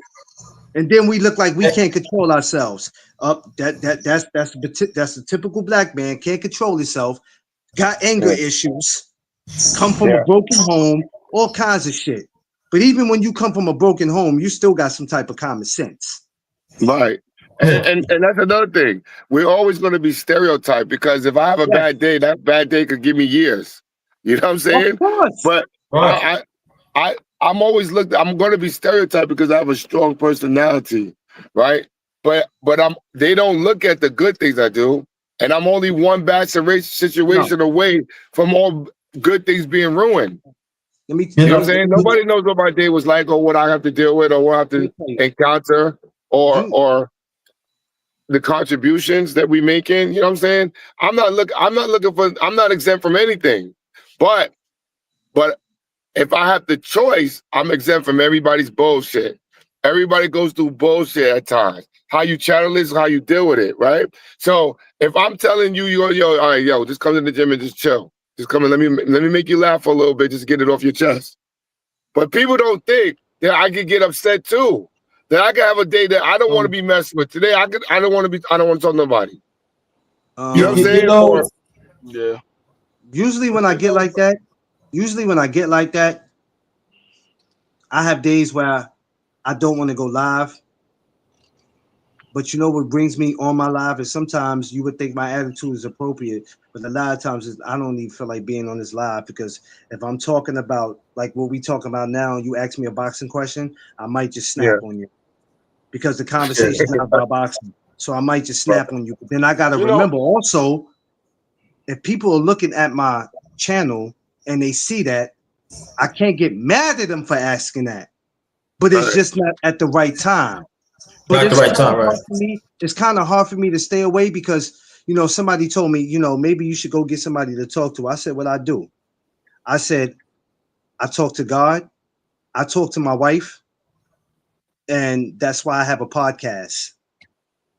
And if it wasn't for me having this seafood, I ain't gonna lie, man. I think I'd have, even though it could still happen, but I'm able to control it because I think about you guys, I think about Tiffany, and I think about one mistake, just one mistake, and it could be all over. Right. You know what? Because you know, I want to share something with y'all, right? You know what I do? What I do in the mornings, a lot of times, before I leave the house or before I get started with my day or whatever have you, what I do a lot of times, I say to myself, I say, okay, today's the day. You don't know what's going to come your way, but you got to head on. You got to handle whatever trials, tribulations, whatever comes your way. Just understand it's not going to kill you. It's just to make you stronger. So I look at that and I look at things like that and I say, you know what? If I can make it through the day, tomorrow is better. It's another day. I can start back over tomorrow. Now, and I know they say, oh, you can't start back over. It's still going to be there. No, I can't start back. I can't get rid of the problem, but I can start fresh of how I'm going to attack the problem. It didn't work the day before the way that I try to attack it. So let me go with a different game plan. Let me attack it a different way. So you always give yourself a new start. But if you look at it, if you just go through your day and say, damn, this joint, man, I can't deal with this right now. You're going to have that the entire day. Right. You're going to have that's going to pop up the entire day. You got to understand, okay, this is a problem. How do I take care of it? Can I take care of it? First of all, if I can take care of it, okay, how can I take care of it? Let's do what I got to do to take care of that. If I can't take care of it, I just say, well, I can't take care of this. I'm just going to move on and take care of what I can take care of. If I can't take care of it, I'm not stressing on that. It is what it is. And my wife be like, hey, why you ain't get this? I ain't got the means to take care of it right now. When I get it, then it'll get taken care of. But I'm not going to stress on that. I'm going to take care of what I can take care of. Everything else will fall in line when it falls in line.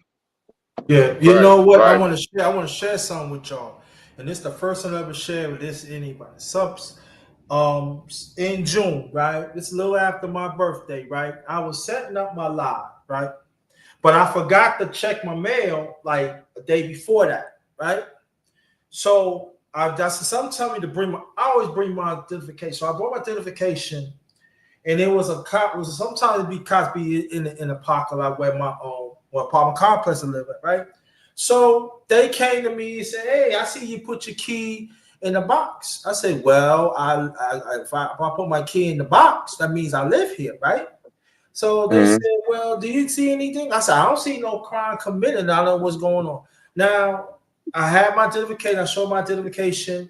So they said, you need to stay here. I said, I don't need to stay. I don't see no crime committed. And what's going on here? You know, they called 5 or 6 cars. Just me. I'm just checking my mail. I said, listen, that my identification, I live right here a few feet. So what's going on here? Now I'm getting irritated now. So you know, you got people here. If you do something, man, just shut the fuck up. Yeah, but you know what? You know what underrated? I can't knock on their intimidation because you do look like the Black Uncle Fester from the Addams Family. They might come at you a little harshly. You know what I'm saying? Right, right. I know. I did that. And so, but what happened was I kept myself calm. Because I was angry now. You know, I was really angry. You know, and I said, listen. I said, could a black man can go check his own mailbox, check his own mail, and walk in the house? So they said, well, we sorry for the mishap. Could we walk? No, I don't need y'all to walk to my apartment. I know what I live at. I know when I put my key in the door and I walk. Now, understand this, y'all. I already set up for my life. Within 40 minutes, I'm pissed now. I come in the house, you know, and I'm raving by myself. You know, these motherfuckers like that. But I have to understand this though too, right? There's somebody else I can help when I do my live. And I have to make sure to be calm about it. But understand what I'm saying. I went through some shit that I could have got shot up for nothing. And so I was still pissed off. I was like, it's underrated, man. What's the matter? I said, nah, I'm going through some things. But you know, and my go on your point, brother C4, stuff like that. You know, at that time, I need a hearing there. I need a hearing here. And what happened was to do my live, that helped me.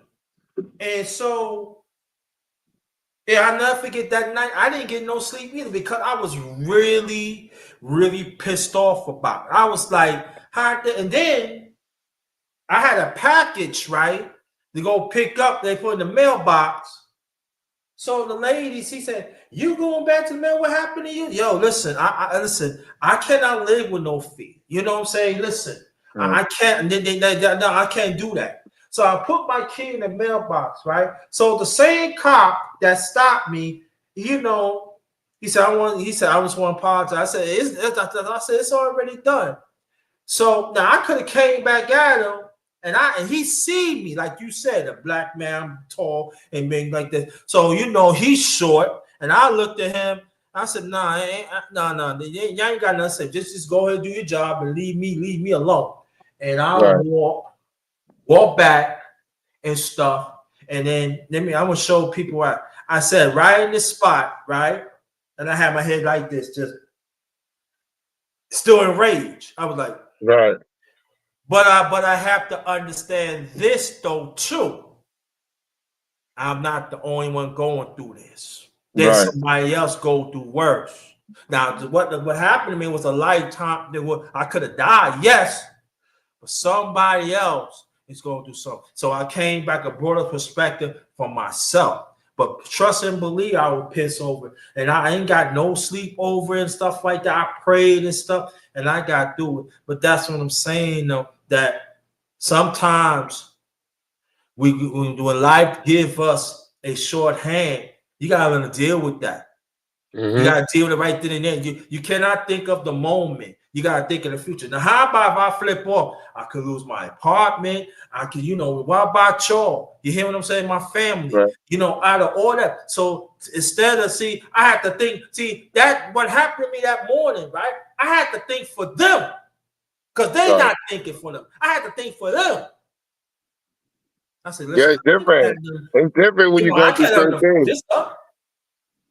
We all go, like I said, we all go through some things that we don't want to encounter, but sometimes when we encounter it, it's just a different experience because of the way it happened, right? For me, I just feel like I know I got a strong angel protecting me because things just don't come at me in the way that it comes to other people, right? But in that blessing that I'm receiving, I try to calm or diffuse the angers of other people or frustrations. Sometimes I get caught up in it where I wind up inheriting what they're doing. I learn when and when not to do. You know what I'm saying? I learn how to do, like I said, one of the hardest things I had to do as of recently was leave a shorty that I was in love with because she just wasn't understanding the bigger picture.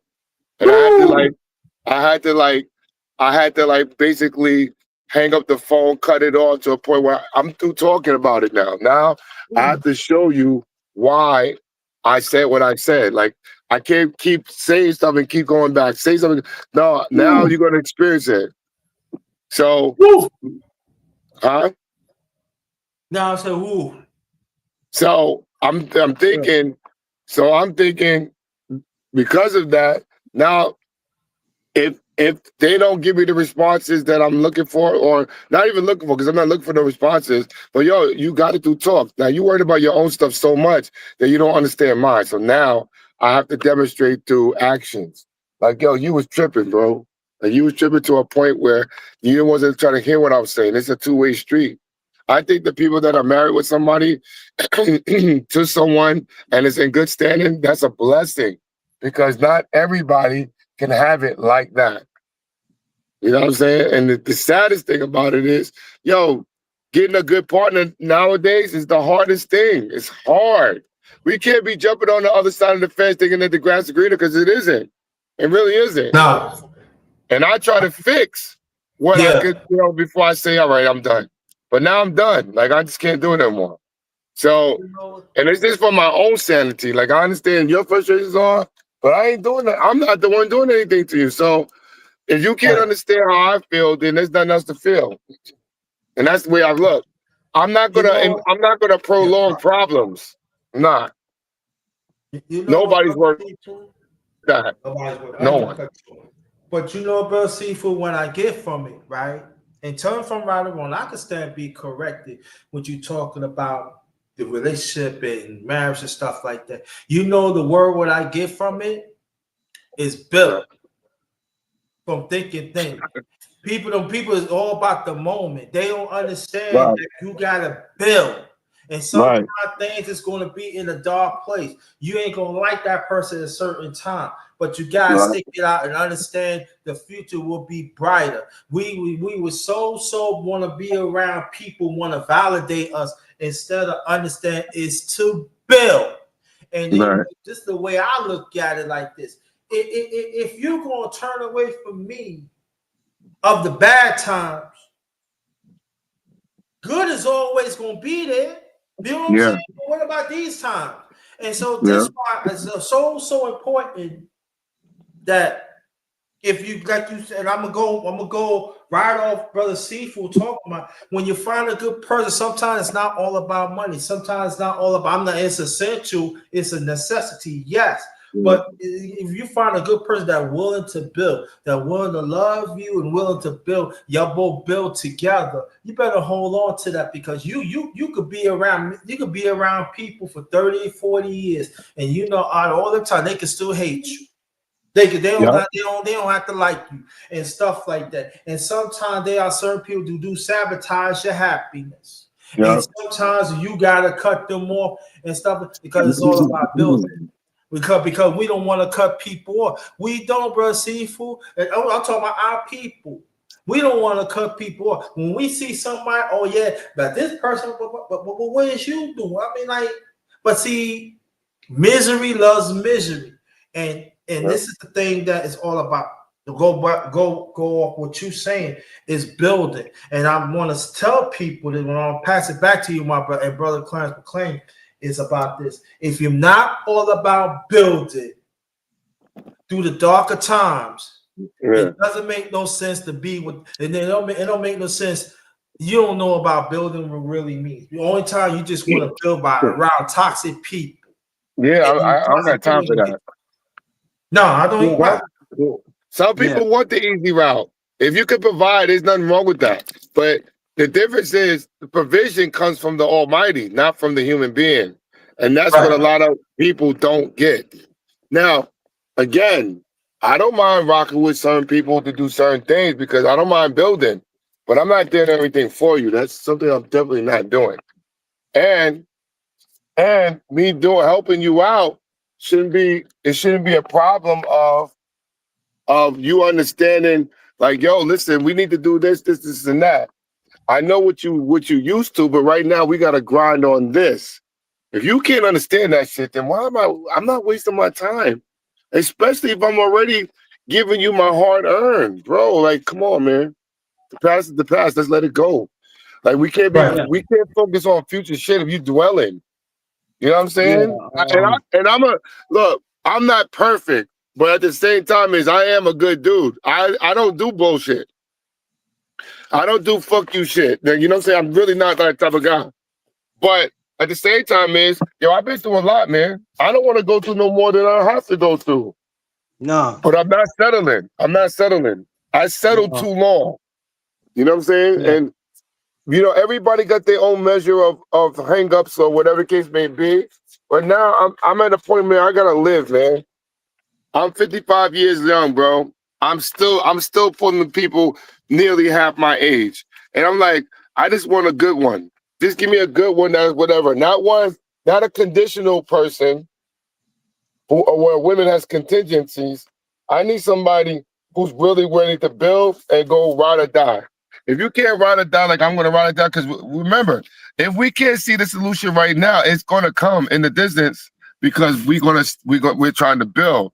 If you cannot build with me, be honest about that, because then I have to make the decision whether I want to stay with you or not. That's what it boils down to. Right. You know what I'm saying? And there will not be no hard feelings. Yeah, no hard feelings. That's all I'm saying. Just keep it real. If you can't keep it real, I'm gonna make sure you keep it moving, and that's it.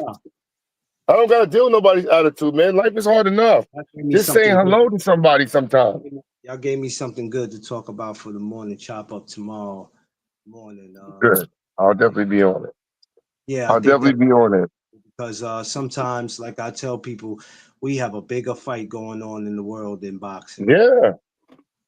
It is. Yeah. I mean, like for me, it is like for me, I'm gonna let people know, Brother McClain, even Brother Seafood, you know what I'm saying?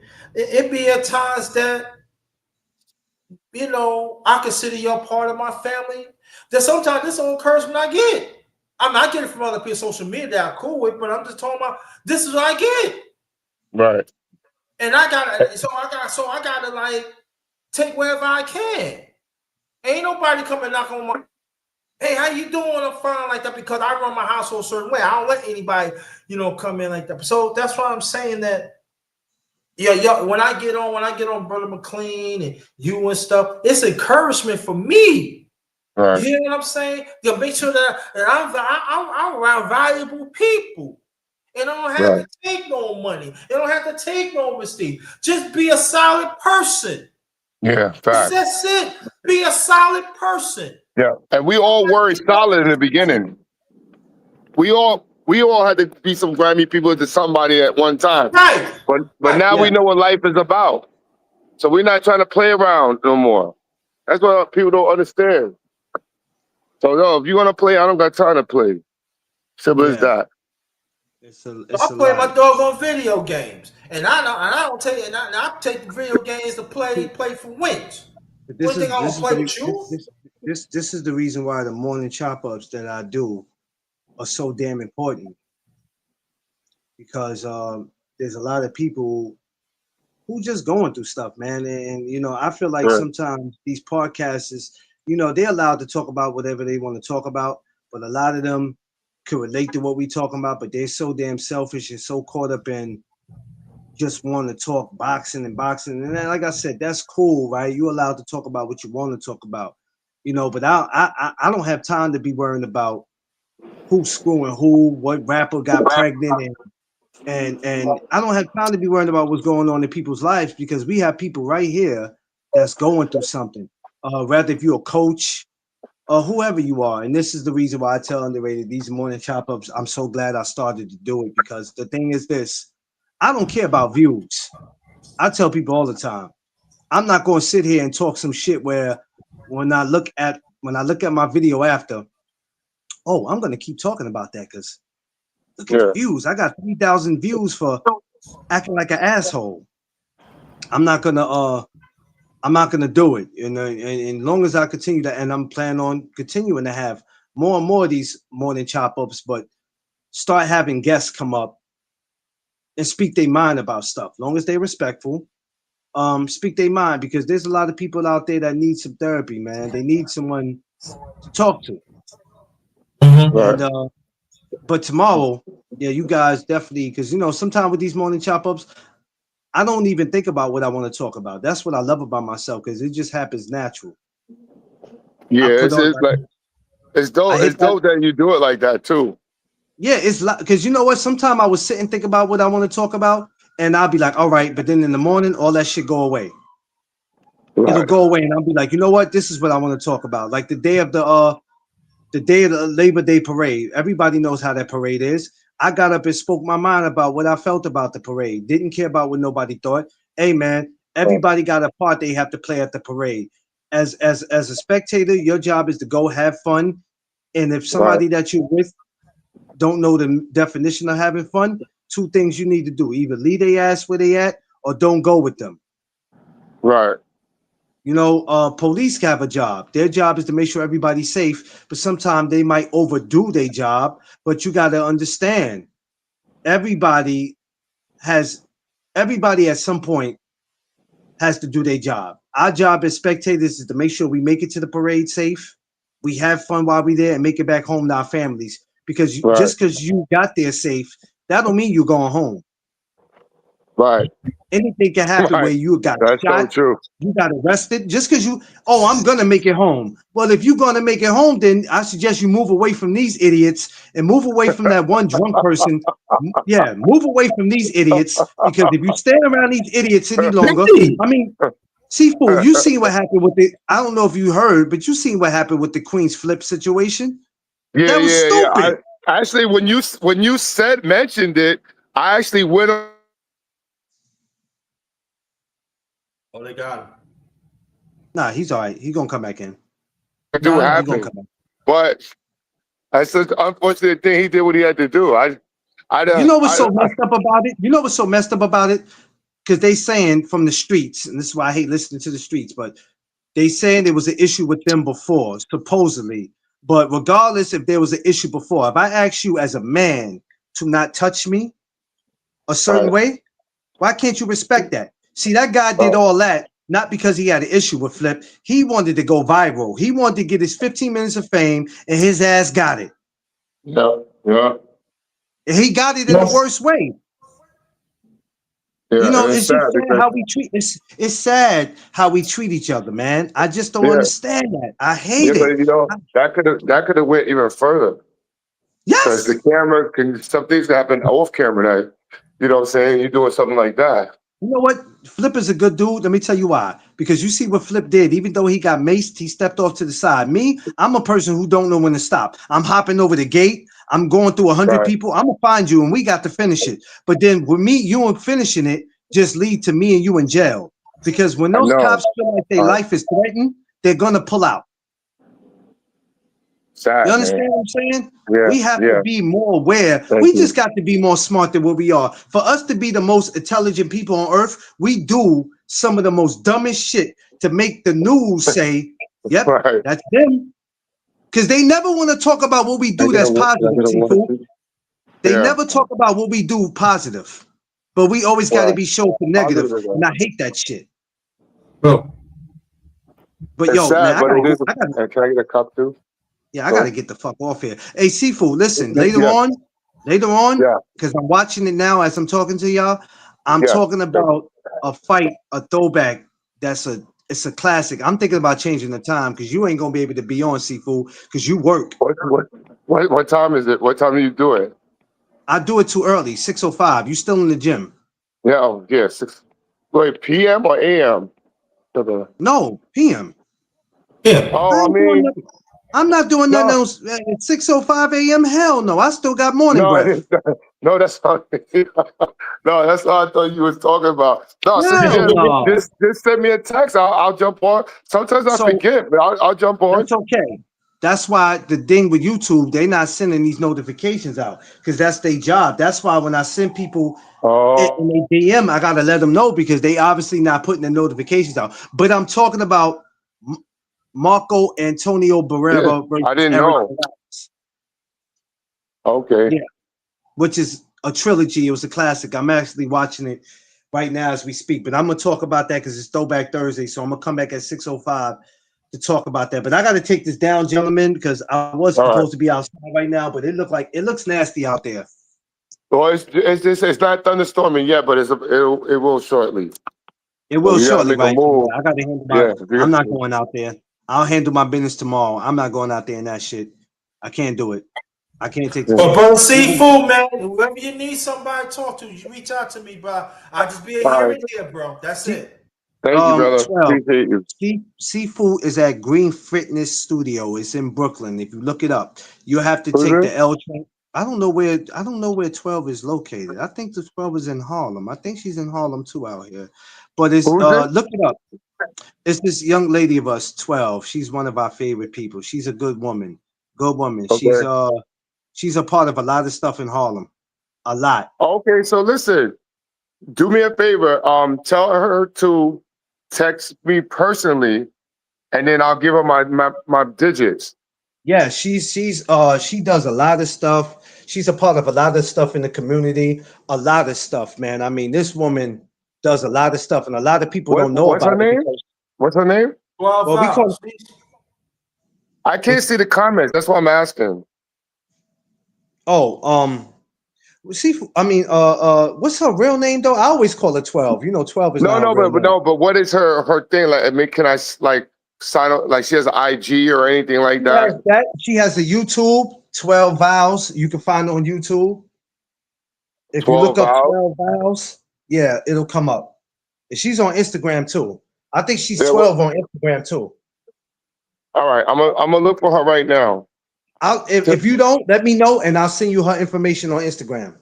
Yeah, okay. I'll do it right now. I'm gonna look it up right now. I want to do something. As far as a community, I want to do something with her to get her involved in some things. Because we got a new year approaching, and we just can't have another year in 2026 like we had in 2025. No, we gonna be good. I'm gonna look up 12. If 12 is still on, I'm gonna look it up right now. That's how I'm gonna do it right now. Yeah, she just typed, I'll follow up with you too, brother. Yeah, she just said she'll follow up with me on your information. Yeah. Okay, yeah, because I'll jump on. I'm on Instagram right now as we're speaking, and it's official CBU Global. I don't know how to do this StreamYard where I can see the comments. I never see the comments when I'm online. It might just be something from your side. It might not necessarily be you. Because just like Instagram, remember how Instagram 1 minute it would let you on and then it wouldn't let you on, and people would think that it would be something wrong with us, but it'd be them just doing what they want to do. That's why I don't even. Why you think you don't see me on Instagram like that anymore? Like far as doing stuff, because they got a mind of their own, and sometimes it's a waste of time. That's why I'm over here so much. That's why the only thing I do on Instagram is just post stuff. That's why I don't do videos like that no more, because I don't have time for my time to be wasted. Because when I want to bring people up and they want to speak, anybody who wants to come kick it with me and speak, I want to be able to bring them up, and I don't want to tell them that they can't come up because something's wrong and Instagram is not letting them up. So that's why I'm over here a lot. But so 5 gentlemen, we'll be back. Marco Antonio Barrera versus Eric Morales. It was a trilogy, but we'll be back to talk about Official CBU Global. Official CBU Global. 12. Yes. So I know you got to get to work. His IG official CBU. What? CBU Global. CBU Global. CBU Global. Yeah. GLOBL. If you have any problems, 12, let me know and I'll send it to you in the DM on Instagram. Because at some point I'm gonna get 12 on here. I want 12 on here, and I want Miss Fields on here. I want to start getting some of the ladies on here because their opinion is just as important as a man. All right. So I want to get some of my sisters on here. I got to figure out everybody's time. Tay, I'm gonna get her on here. Oh, she got your IG, Seafood. Okay, I got it. Good. All right, I'm going on there right now. Tell them about to communicate with her right now on that. And Seafood. Wow. If you're not at the barbecue next year, I'm letting you know. Me and Tip already. Just had a lot of things going on, brother. I know. Listen. We already know about this year, so we can't. Yeah. We can't say nothing about this year. But actually, we need some entertainment next year. If you're not there next year, I have to come to Brooklyn and look for you, and I don't have time for that. I don't have time for that. I can't run the cookout and come look for you. I can't do both. Nah, trust me, I'll be there. Nah, it's all good though. Look, brother. I'm gonna get up out of here because I got some phone calls I need to make. I'll catch y'all later. All right, cool. Peace, y'all. I'm ready. I'm gonna call you. All right.